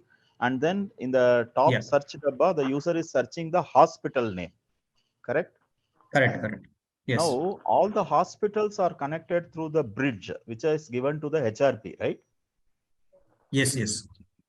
So no. It's not only the hospitals of the bridge, it's entire ABDM hospitals. Correct. Say, for example, right now, let us assume that we are searching a hospital in the Dabba by Hospital X. Okay. Yes. So that request from the PHR mobile app will go to the gateway, and the gateway has to send it to the respective HRP of the Hospital X. Correct? Yes. Correct. So now the linkage of Hospital X with HRP is through the bridge ID. Yes. Correct. Now, this on discover itself is not landing onto the HRP means what would be the problem? Because we faced it in the M2, we are still facing it. Technically, that's what. If the discover callback is not coming back, for example, whenever we click on that, the callback should reach out to the API. So yesterday, when I tried, a few callbacks were not working. So I asked the technical team to look into it. So okay, so I will tell you what we faced. We will tell you what you faced. So we wanted to have the all this entire ecosystem, wherein in the earlier architecture diagram you have shown hospital 1, hospital 2 with the different HIMS. Right now, this different HIMS has to communicate with the HRP layer. Actually, the HRP layer is the part of the ecosystem, ABDM ecosystem. So underneath it, the HIMS can actually communicate with the HRP in whatever way the means, because it can be custom implementation for each hospital. Correct? HIMS. Correct. So you were talking about this 1 second, right? let me. Yes, exactly. So now that is the layer which we are also concentrating. And for M2, what we would like to do is, like, we already got registered with the ABDM, got an ID, all these things, and registered with the services as HIP and HIU also. I got bridge ID. Now assume that from the underneath layer of that, assume that from the HIMS, I have an HIMS, or I am doing a stubbing of a care context in that respective way. I am sending the linkage API from the HRP to the gateway. Okay, link. So that I am linking a care context with the ABA number of the patient. After that, after the linking is done, I should get a notification in the PHR mobile app, right? Because that notification also comes through the HRP to the gateway, and gateway is going to send it to the PHR. So 1 second, I'm just a little bit confused out here. So you are Because asking about my discovery problem flow. My problem is before discovery, we have to link the care context, or otherwise discovery can happen from the from the PHR mobile app for the user initiated. Correct. In both the cases, so the discovery, the care context link has to be happen. Care context link has to be happen. So before doing the discovery. So the sequence is like the HIP, the moment patient visits a health center, the health center has to add that care context and link it with the gateway and the consent manager, right? That is HIP initiated linking. Correct. Okay. So in that also, hold on, in that also, we were not able to link it properly. Similarly, assuming that, okay, in the PHR app, we are able to list, search the so-and-so thing. And then when we try to do a fetch record, the on discover API should fall onto my HRP listening, right? Listening port. Correct. It should fall. But it is not coming there also. So what would be the problem? We are not able to decide. NHA tech team also we connected, but they were not able to let us know anything. Yes. Even if there is a problem, there should be. We have to identify it. Definitely, there is no second thought in that. So if there is a callbacks are not coming up, in our experience, what happens is, so many times the callbacks are happening, not happening because of some difficulty at the NHA end. So once the difficulty reached out, at the same time, we came to know that many of them have also not happening. At the same time with the NHA, so if someone is able to reach out the callback and someone X1, XY is not able to reach out the callback, means there is some problem in the Y. So initially what we faced the problem was with the SSL. The SSL certificate, whatever we are given for a HRP endpoint, it is not being publicly accepted by all the public servers. It is accepted by browser, though, but not by ABDM, ABDM gateway. Okay. When we had the one-to-one interaction with ABDM, when we sent that, and ABDM is saying that they are sending the callback, and their logs it was reported as SSL termination error. Okay. So later we went to change the certificate from one vendor to other vendor. It was successful. But actually the documentation says that it can be a self-signed certificate that can be used for the sandbox. No. Self-signed should not be used. It won't work. Is it? Even I'm saying that publicly signed is also not, public signed is also not working. Not worked for, I used a publicly, I mean that free public signed certificate from this cert is there, right? Yeah, so free certificate is there, public domain. That is not being accepted because their certificate chain has been, root certificate has changed. So because of that issue, later we went on with Amazon and we got the certificate from Amazon. We deployed our endpoint in Amazon as a proxy. So in fact, our local server is running in our local premises. We created an instance in Amazon as a proxy where it is having a public endpoint and public certificate. Requests are routing through proxy to our premises. It is taking a longer route, but that is working. So it brings in the point like self-signed is not recommended. I mean, it's not working itself because we also use it self-signed. And what the time frame I'm talking is last year, June, between June to October last year. And then I suspended this work itself. My team is not at all working now on M2 or M3 because we did not get enough clarity or insights about what is the problem or what is the mistake that we are doing. We interacted with the integrator, I mean, so coordinator from NHA team, but nobody was giving anything. So my management has told to suspend that one. Now I am interested again because you are giving a good insights on it. So I understand that now for our listening server, we will use a CA certificate and then try it out. Yes, sir. Before doing that, sir, you please, anyone for that matter who is having the callbacks issue with your servers, just check the change your HRP endpoint to public site like webhook.site. Can you repeat it again, please? You cannot run entire M2 and M3 in public site. Yeah, you can change your HRP endpoint. For example, in middle of integration, sometime for one scenario, you are not getting callback. You are not sure that whether it's a problem in your end or NHA and system end. So just change your endpoint to public site like webhook.site. Okay. So these are the public sites. They would definitely get the callbacks in no time. Okay. But to complete the flow, you have to copy these IDs again from here to your system. It is a long route, but at least you know that the callbacks is happening. Understood. So again, you can change your endpoint from webhook site to your own endpoint, but there is a catch here. So frequent changing of webhooks, what we felt was it was not being reflected immediately. So it is taken from NHS side. There is some time like an half an hour, 1 hour sometimes to reflect in their databases sometimes. So it may be resolved. It was around 6 months back story then. So it may be helpful for you, for us. Sir, anyone? Yeah, so, thank you, Venkat. Yeah. One more last query from my side is in the PHR app, when the linked facility in the search dabba, I can actually search for a HRP. I mean, say for example, the hospital name and the HRP ID both are same, assume. Okay. Can you search in the search dabba? Can you search for Integra, INTEGRA, if it is a live which you are showing? No, live it is not being shared. Okay, no problem. So in that, wherever the search you have Drew Care, now the Drew Care is actually a health facility, correct? Yeah. And it is connected to a HRP, and that connected HRP we are not able to see here. But what I am trying to tell is like when we have registered as a particular HRP provider and got an ID bridge, all those things, there is some ID created for that, right? When I search that in that dabba, when I give that ID and search, it lists me that also. Yes, yes. So it's basically what we have to, what we need to be interested is, sorry, I could not pull this up.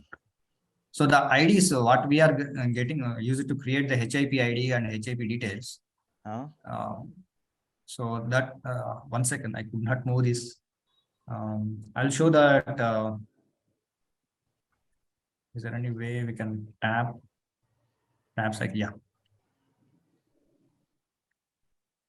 Notes. Constellation, mark creation.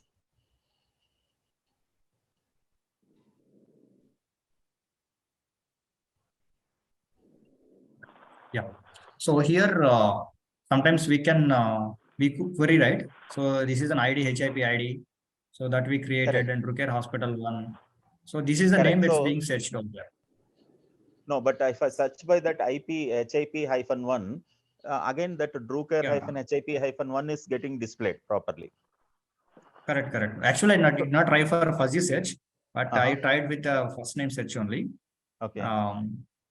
So in that case because in that case also, when I do a fetch, it will come to the bridge only, correct? Correct. It is connected. Yes. And then the undiscover should land. The undiscover should land on the actual listening thing, server side. So, okay. Yeah. So here, for example, here on my bridge, there are so many, these things created. Correct. Yeah, this is a common bridge URL. Correct. Where we can have endpoint and IDs, HIC, ABCD Hospital, HIP. Correct. So these are the HIUs. There are many things I created. Exactly. Yeah. So if you search for SO hospital, whatever is shown there, right? Again, it will come to this bridge only as undiscovered. Yes. Your bridge is going to find out which hospital HIMS and talk to him, right? So the question I had is because it is not falling. Undiscovered itself is not coming. So maybe we have to check with our certification, SSL certificate. Exactly. But every request that you're calling, receiving from a gateway to your HRP, so you would always share the in header or some part, it will share the HIP ID. Correct. Or HIU ID.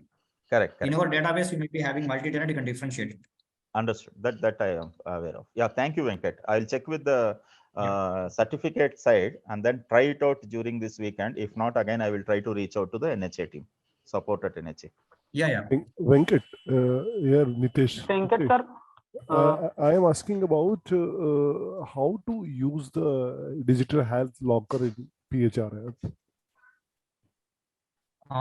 In place of PHR app, right? Yeah. In how to use the digital health locker, or what are the importance of digital health locker in the PHR app? No. What I'm saying is digital health locker in the differentiation of this architecture. Digital health locker. Yeah. Health locker. Digital health. So locker. Here, so these are the role of health locker is an example given as 1 and 2. So these will store the data. Yeah. So actually, in this architecture, HIMS 1 is requesting for the data. For example, requesting from HIMS 2. So the data exchange happens between these two interactions without any, that gateway, interaction, that gateway's role, or it will directly reach out to that. But as a patient, generally, so I would like to store all my records from different hospitals. Okay. So whenever I'm reaching to hospital 4, from I'm giving consent and getting the data from hospital 2 to hospital 4. So this is fine as long as the doctor is interested in hospital 4 with my data. But how do I collect my longitudinal data where I went to hospital 1, 2, 3, 4 all the times earlier? So my PHR app is kind of health locker in this it's a sample application, but there are some third-party players. They are giving an with value-added features into that, and they have the integrations with other health domain things. So just like if you see UPI apps are there, right? So those UPI apps or a health history or your transactional history would be helpful for further to improve your score and all. Okay. In the same context, recently I've been to HCX meeting. HCX are also planning to utilize this data, our health, our longitudinal data, to give more, incentivizes or more like what I say, more limits on your insurance, more amounts, kind of. Okay. Yeah, they may use this longitude content. Okay, can you show the demonstration? So sorry. Can you show the demonstration of how to utilize health locker in digital health locker in PHR? Any video? You have any video? No. Currently we don't have, but our current discussion is part of M2 and M3, mostly confined to. So Okay. digital health locker is completely new arena. I mean, that's a different thing to discuss on this. Okay, thank you. You can request NHA for that, so that digital health players who are there in the health locker segment, they can give more details on that. Hello. Sir, in consent flow. Hello. Yeah, actually, we are facing some issue to integrate that Discover. Actually, I'm receiving that request from Gateway, and I call back to the Undiscover API. That time, I am facing some issue. Actually, we are stuck in last 4 months. Could you please let me tell you? Yeah, In where? In HIP or HEU? HAP. I'm using that HAP patient app. Yeah, okay. I'm just HIP. I just so put you my are saying error that, message in chat. This message is I am receiving. Where is that? Yes.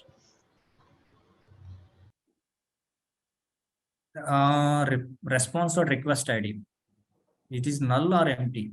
Okay. So you are not giving the request ID, I think response ID. So whenever I tried with in both cases without a request ID and with the request ID. In both cases, I am receiving the same error. Yeah. Thing is, the error messages, actually, to be frank, say from the integration perspective, the error messages, some places they are either giving and not giving complete information, or there is something different way of expressing that, because in our applications, so we know that error messages are very much important for debugging things, not only for the end user, but for our purpose we need that. Yes. But in asynchronous flows like this, so for example, I would like to show this webhook. Okay, there is a sequence of APIs are being called. So this is yesterday I tried it. So whenever so first thing is, and this is the record linking part. So user auth on init. So 1 second, I will just open this document. So consent record linking part with demographic authentication. I call the auth init API. Okay, so I called auth init API, this one. Sorry, care context. Yeah, this one. So I called up this. So using my ABA address, okay, patient address, mobile OTP or whatever. So I just kept it. I just called it. So auth init has been called, okay, to gateway, and gateway will reach on to me on init. So on init is my callback is this one. Auth on init. So it on init, what it has said is request ID timestamp. So these are the two things that happen. Either gateway is calling us or we are calling to gateway. We are calling gateway request timestamp as that, right? Whenever we are getting a subsequent callback, yeah. Whenever we are getting a subsequent callback, so the value, the response, the request this request ID, response request ID is the right. So this is what I sent. This is what HIP sent to gateway. Okay. So this is the request ID generated at gateway side. Understand? At this timestamp. Okay. This is what I sent. Okay. So this sometimes we need to send it over when we are sending again from outside. So if you let me know what exactly the API. So for example, confirm auth is there.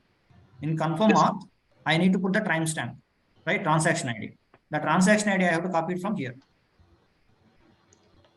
Okay. This transaction ID I copied over here, right? Okay. Next step, third step, I am doing this one. I am again auth confirm API is being called with demo and transaction ID. What is that demo? So this is the transaction ID and authentication code I got from the OTP. I mean, OTP based this thing. Demographic also could be done. So auth code is done. So then this second is done. I mean that, sorry, where is this? Yeah. On auth confirm, what I would use to get, and again, this came on repository. So auth confirm is this one, the next API. This is an auth on init, auth on confirm. On confirm, we got it. So this is the on confirm. On this on confirm, what I got is again, this I sent, this gateway and timestamp and invalid token. I put a wrong message initially. Okay, wrong this one. I mean, without sending any OTP, I just enter the API. So it given the text response. Again, I sent it on the on confirm. I got the details of access token. Okay. And details of the patient. Okay, these are the details and etc. Health ID number. Okay. And again, what I'm doing here is next step is adding the contexts. In adding the context, adding care context, what I did is I'm just using the same access token, whatever we got it over here. This access token I copied over here, and I'm just creating a patient reference number. This is common for all care contexts. It is just like an hospital patient ID or something that is unique for a patient in a hospital. So if he is coming back again or something like that, so this is the same you can reuse without generating it. Some display name, whatever we would like to put. Care context is an array. So here I'm sending the reference or ID for the care context or visit ID, some visit ID, and display is something I just put some value over here to display. So this is the one I got into my mobile. With this, care context linking has been done. So when it comes to data transfer, first thing, what HIU, when it comes to mobile app to HIP data transfer, let us suppose mobile app pull down. So then HIP would, so that callback has not happened yesterday. And even morning also I tried it. That callback happened. So I requested NHA team to look into it. Okay, this is an things care context discover whenever someone is requested. Hitesh, someone has requested, I think so, on my care context. On our, I just changed my webhook URL to this one. Some our testing team might be doing it in that our application in dev environment. Sometimes we get these messages. So there's a problem with multiple of these things we have. So we already moved to dev and given production is also there. So I changed it manually. Could you tell me what's the flow of that M2 APIs? Yeah. So in M2, yeah. So M2, the high level flow is very simple. After care context linking, it's also part of M2, right? Care context linking, only data push part is part of M2 and M3. Okay. Okay. So the concept here, it is something like data transfer is common. Okay. In M2, care context is being created. Okay. And the data requested, it is a mobile app. We don't need to do anything. Or else if you are building a mobile app, you also need to do consent flow. Consent creation flow as a HIU. Actually, we are currently we are not doing that mobile app. We are just using that. Yeah, in that case, for data transfer to mobile app, you don't need to do anything. I mean that other than the data transfer part from HIP, other side, you don't need to do anything. Okay. If you are taking a role of HIU as well, for example, typically that happens for every HIP or if we are a HIP, we would also be part of HIU role as well. Sometimes you would need to know the details from other hospital also, right? Yes.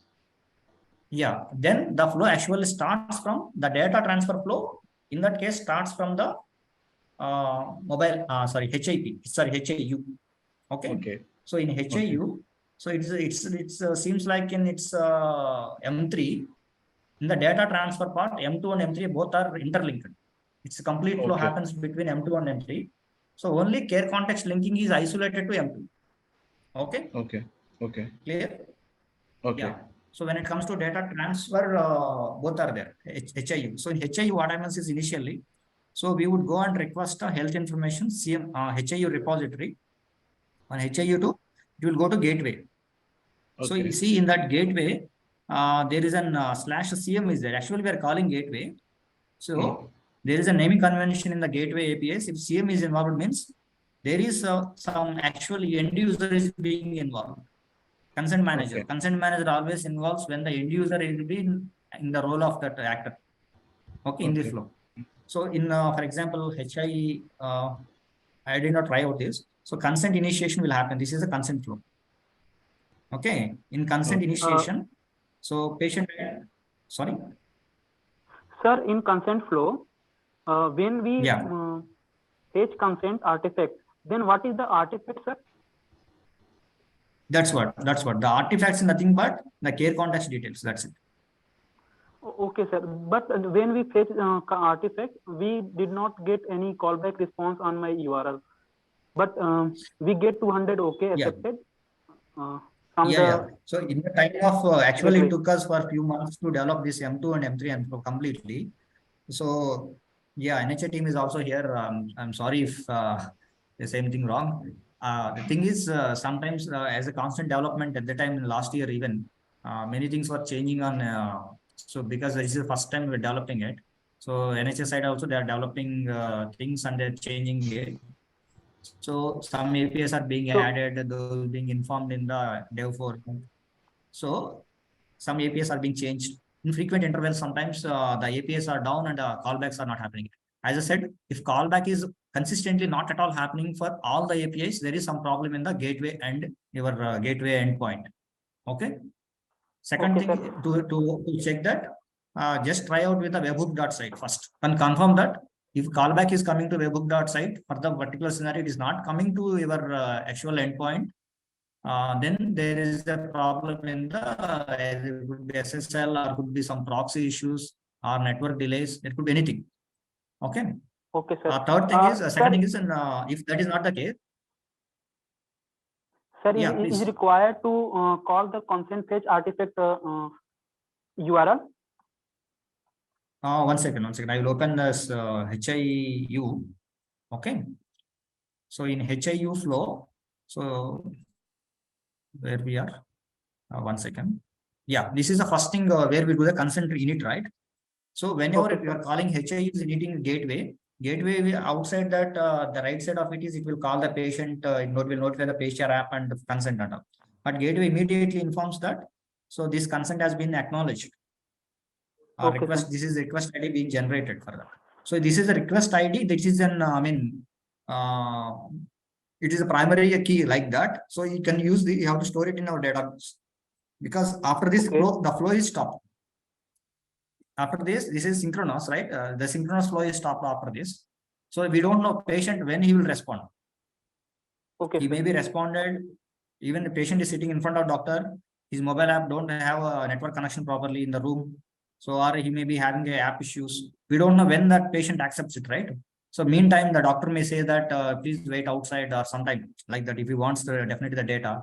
Our patient might have given the response, but there is some problem happened between patient app to gateway or gateway to consent manager, wherever. So your HIU has been not been got the data, right? Even if you see that in entire this flow, the data transfer can be happen from HIP to HIU within 2 hours. That's what we have told that there is a maximum 2 hours. So if patient sitting in front of the doctor for 15-20 minutes, if the data has not been reached to hospital, that HIU doctor, so there is nothing like, and we cannot blame anyone because that HIP might take time to prepare the data. Even everything is working in the system. You understand? So usually it happens within no time. No time in the sense it will happen in a couple of minutes or like that. HIP prepares the data. It's a matter of doing the number crunching at the system. But if there is any manual process, imagine in HIP side, imagine. Sorry? HIU has to request the data from HIP manually. No. What I'm saying is, let me finish up this flow first. So HIU system reach out to gateway and gateway initiates the acknowledges with the request ID.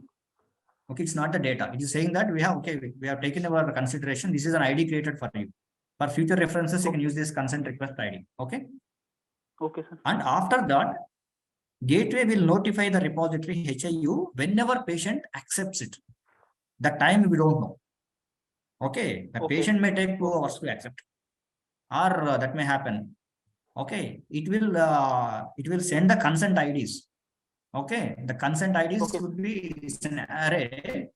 If the consents may be from the different, you are requested as between the daytime range, right? As a HI user, you requested patient records from so-and-so date to so-and-so date. Or these are the different types of records. But in those days, how many HIV hospitals the patient might have gone to, you don't know. As a HIV doctor, even patients can't say that. Patient won't remember, I might be going to 2 hospitals, 3 hospitals. If you ask for 10 years of data, there may be tens of hospitals. Right? So the consent IDs are an arrays generated, and there's those things will be informed to us. So under the single consent request ID, there could be multiple consent IDs. So consent request ID is only you requested one consent ID from HIU. One request has been put up. For that, you got multiple consents. So after that, HIU system request in the gateway for each consent ID, what is my status? Okay. Something like it. What happened? So we don't know, right? From there are different discrete systems are there which can act their own time. Patient can act his own time to respond back, and HIP system may act his own time to respond back, right? So it would ask for this. This consent fetching consent artifact is like an high level view of the context detail, care context details kind of. Okay. So the data transfer actually happens in the fourth step, this step. So in this data transfer, HIU will request consent ID, whatever consent he got it. Okay. And get that's consent on acknowledgement. Immediately you would get an acknowledgement that so this has been consent request ID has been taken up, and HIP in the turn gateway will inform the HIP that you please prepare the data. Okay. Okay, sir. But sir, we get 200 okay for the fetch artifact. Yeah. But we did not fetch get artifacts. callback. Okay, what is the data you got? Yeah, you have to get the callback.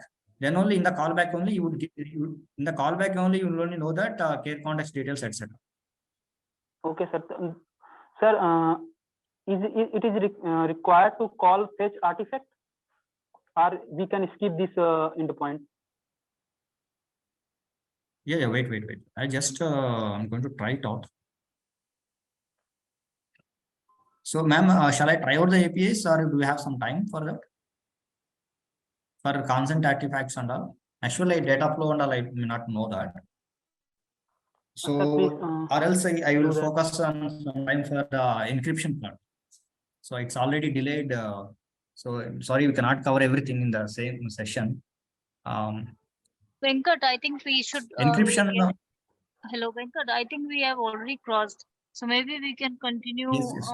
We can continue maybe on another day. The encryption part, what you have. Quickly, if we can close, we get a lot of questions. You can explain them also. XHIP ID and XHIU ID. Quickly, how to register and get that. Just if you can explain, then I think that should. Then after that, we can wind up this session, and maybe the encryption part we can take it up on another day whenever we take it up. Yeah. So this API flow, so everyone has understood about the API flow now. Anyone has any doubts in the API flow? So which part calls what and all? Sir, please, can you send the your Postman collection? Yeah. This Postman collection, as I forked out, it's available in the actually long back and 6 months back we were when developed the application. Our own Postman collection was there. So when I've been trying for this session, walk through that, some of them are not working. So I went out to this one, ABDM documentation. There, the Postman collection is there. Building HIP. Yeah. Yeah, sorry, not here. Postman collection is here. So if you click on this here, M1 is there, M2 is there. I tried out M2 and M3. So it will open an public postman, this one. So, but you cannot post the request over here. In the sense, you can fork out it. You can fork out your public this workspace, or just export everything. I'll show that. Yeah, here right click on everything here and create a fork or export it. Export you can collect it as an JSON. In Postman you can import it. You can go to the here and just here import. So just choose a file. So it would come out like 1, 2, 3 and all. You can change the parameters and all in our system. So in registration, ABA M1 is also there. And the first 3 things are common. One is an fetching authentication token where our details are there. And register HRP. So here I registered my HRP webhook. And register facility. Here I got registered as an HIP. For HIU, I need to register as separately as HIU role. Type as HIU here. And registered facilities, I could see all my registered facilities on the under my. So it is all linked to one credentials. And ABA initiation, this here this I shown you. So when we clear the initiation, we get this my demographic details and I put my authentication code. And this is shared profile API. This API is basically when patient comes to the premises and he would like to share his ABA details. So you have to expose your endpoint at HIP and HRP ID. So on that endpoint, you would receive this data. On share, you would get this data. Kind of sorry, you have to on share, you have to acknowledge back that. So we have taken this data and you need to create a token number. So some discussion happened in NHS side, what is this token number and all. So it's up to us what is this token number, whether it is useful for organization or not. So care context linking has shown that. And the data transfer part, initially we, this is a callback APIs, APIs to be called from our application to gateway. All these are in Postman collection. Okay. But what we call generally mean that what happens other side, we can see it from the this documentation. The documentation is also available. So now you are getting request response from a gateway. ABDM. So you are not getting response. Yeah. Sorry. Okay, sir. So we're not getting HIU. We're not getting request callback from. Yeah. So the data transfer. In that. So, ma'am, for whoever is not getting callbacks, so usually it is happening at SSL or there could be some issue in their endpoint. So I said the generic answer of my solution.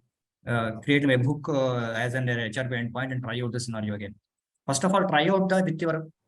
Try first in the Postman collection before writing your code. So, for example, I'm doing a data transfer as a HIP. Forget about when I was trying that, we did not have the HIP that is storing the data as well. So it's a different application. In the sense that application is already there that stores the data. But I tried out the APIs, all my cuckoo data. Cuckoo data in the sense, I have this Postman collections 5 bundles given by NHS sample. I use the same thing first to try out the scenarios. Okay, I taken the consultation document. So this is a very big, if you see, what I say,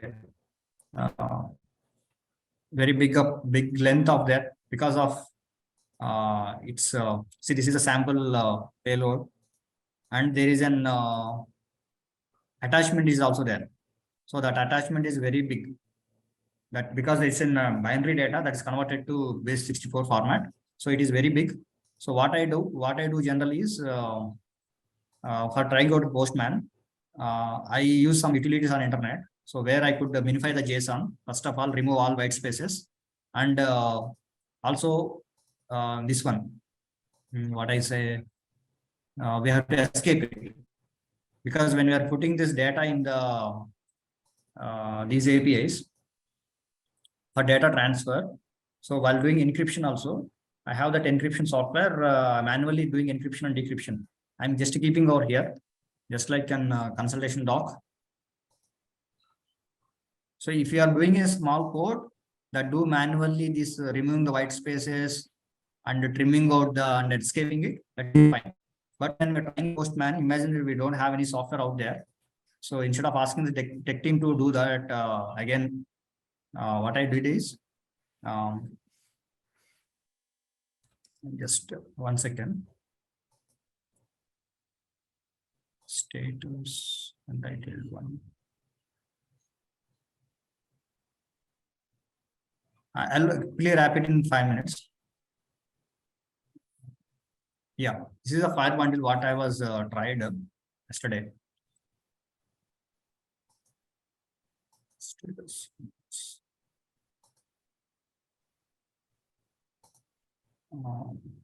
So here, this JSON format website I used for quickly minify this, compact it.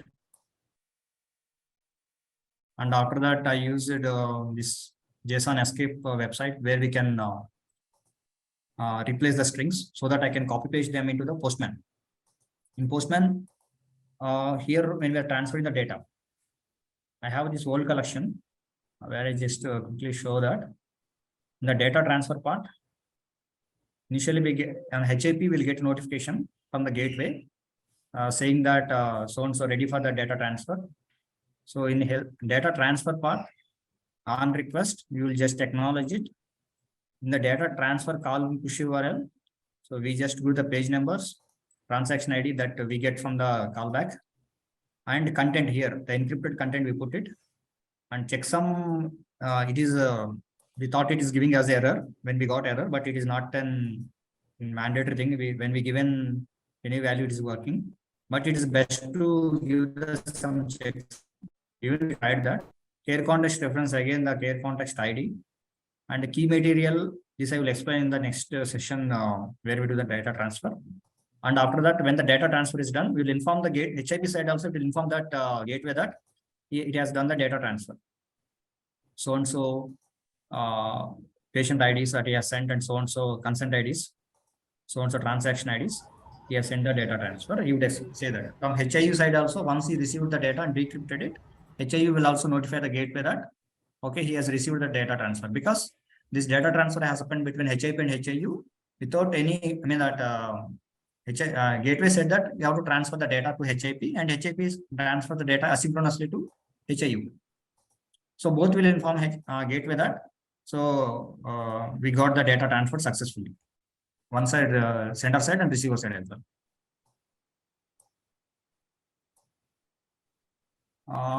That's it from my end. Any questions? Venkat, I have one question. So just hold on. Just hold on a second, Dignity. Venkat, can you go back and explain the the bridge services registration? You know, we get a lot of calls on that. So I think it would be beneficial to integrators. They still get confused on how to generate XHIP ID and XHIP HIU ID because the registration on bridge services is for sandbox, and we have an API also add update services. So if you can help them go through, that would be also great. Quickly, we can wind up then. Yeah.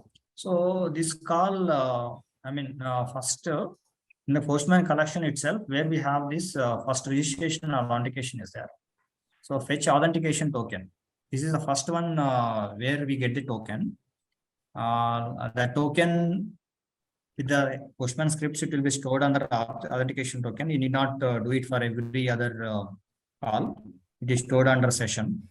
So registering the token FHR is, first of all, you have to get the token. Then call this HIP ID, this API using the webhook URL. Replace this URL with your own webhook URL. That should be HTTPS endpoint and publicly certified, CA certified that endpoint. So that would reach out. So if you want to quickly do it in your testing APIs, what better is just go to webhook.site or any other public website that is offering the similar services. Just go to the webhook.site. You would get an sample ID. So because I'm already been generated, it has been redirected over here. So this webbook.site, if you are doing it on the some new site. Also, now we have exposed API. I just shared a link also, Venkat. So this API, there's some API called add update services. So you can register your services and generate XHIP HID, which Venkat is telling now. So there are 2 ways to do that. Yeah. Yeah. Yes, ma'am. So this once first you register, visit this particular webbook.site page, you would get this endpoint. This is unique to you in the browser session. I mean that you until you click the clear the cookies and all, hard reload cache and all. So this is unique. So this copy it and type out over here so that it will be registered. Whenever I click this, so it says that first of all, it should say that token verification failed because I have not taken the token. It has been got the token earlier. So this token is now generated. So I'm just registering the bridge now. So I'm doing the registration of same bridge. It's not an issue. Okay. And register facility. We go to this is one-time job where you have to give your ID for your HIP, some descriptive name and type as HIP. And if it's a HIU, just type it as HIU in capitals. That's what my practice. I did not try with case sensitivity and all. And just one more lighter note. So in ABDMA or anywhere APIs, just please stick on to the whatever that has been given on the, documentation. If we try that a different way with some case sensitivity or these things, we think that it should work. If it is not working and it's not saying that worst part is this is the error we are getting. So it leads us to a lot of that roadblocks. So we don't know what error we are doing, what exact problem we are doing it. We thought it is correct. It is correct maybe in general terms, and it's all depends on other side implementation. If it is not like that, we would only get into the delays. So please try to stick on to first time whatever that is there. Postman. Once it is done, you can experiment with your own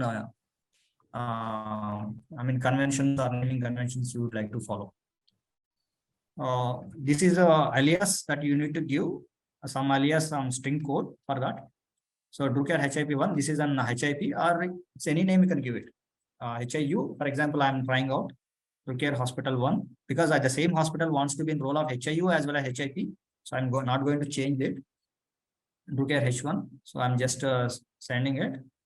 So I would get 200 OK means it's acknowledged. If I go for register facilities, I'm just calling this bridge services API. So in the services, I could see that my HIP1 and Drucker HIU1, again, this has a HIU. So this is registering as a technically as a 2 different service. Registered facilities, but technically they are both are same. As per our practice, they are same, but they are having a different roles since this is kind of a role than a physical attachment. But practically, the HIP and HIU, they can be part of a single organization done this way. Ma'am, is that suffice? Yes, that is fine. That is fine. Actually, many just for the benefit of all, I'm just sharing another line. This is required unless and until you register your services as HIP and HIU. When you have registered your facility, right, you will have to do a software linkage. In the sense, you will have to link your HMIS or LMIS or your software, ABDM enabled software with the facility, right, in order to start proceeding with the data linking and health record linking and exchange. So for that, it is very mandatory that you complete this step. Unless until you complete this step, when you proceed for linkage, you will not be allowed to do the linkage. So this is the step. That is the reason why I wanted to stress that. I think we'll take just one more question, and I think Venkat, we can close this session. We can have another session. I have one question, Venkat. Small cost. So it seems Yeah. M1 and M2 base URLs both are not same, right? Base URL means ABDM. Yeah, here you can see https Postman URL. dev.abdmgov.in is there, right? Okay. Yeah, yeah, correct. Yeah, for And M1. this is an bridge service. Yeah, for M1, Yeah. we are using So let this. us go to M2. Health ID, checking the messages. Health ID.spx. Yeah, yeah, they might have changed it. Yeah, they might have changed it. Earlier it was same. So Okay. yeah, the general notice and SPX is added. This was sandbox. Anywhere. Even bridge URLs or anywhere, if you see the API calling also, some places you need to give the headers, CMID, consent manager ID is SBX. Okay. Whereas in goes to production, this value has to be changed to NDHM. I think it's NDHM or ABDM, some value is there. So it has to be changed like that. So sandbox is there. If you see the website, it's also the same. Even healthcare facility registration website, HFR ID registration is also there. Health facility SBX, some name is there for domain. And for production, that SBX is removed. Yeah. ABA also there. ABA, SBX is there, and ABA with some. So the concept is same. SBX is for sandbox. Yeah. For currently we are using for M1 instead of dev, we are using health ID SBX. Yes, that is correct. That is correct, right? In the Swagger page, all the URLs, base URLs are given. You can refer that. Okay. I think with that, we will mark the session as closed. We have already crossed by 33 minutes. So thank you so much. Thank you so much, Venkat. If you have any queries, please feel free to write at integration.support, and we will do share your feedback also. Based on that, we will have another session with Venkat. But it would be really kind if you can send a feedback request on integration.support@nhA.gov.in. We can have a continuing session also. So thank you so much, Venkat, for your time. I think this was one of the best sessions we have had. So it was, I'm sure it was very much beneficial. So thank you so much. And I wish everybody have a great evening. Yeah. Thank you. Thank you. Very good explanation. Thank you. Thanks, Venkat. Madam, I have one Please do request. share on email. Please do share on email. That would be very kind. Please share your feedback on email. It is very motivating even for Venkat, because he has stopped his work and is helping. So that would be very kind if you can send an email. Yeah. Thank you so much. Thank you. Thank you. Bye-bye. Madam, I have one request. Yeah, tell me. Yeah. This is Krishna Prasad. We are yet to start with integration at M1 level. Okay. So we need some technical support. We try to reach out the customer care there with respect to their limitations. They could only guide us to refer the documentation. Krishna, in the sandbox, log into sandbox.abdm.gov.in. Okay. There is a section resources. Under resources, there's a section webinars. In webinars, please have a look at webinar number 7 and webinar number 9, which is totally dedicated on milestone M1. It has clearly listed down what are the APIs you need for creating Abha if you are doing it with Aadhaar.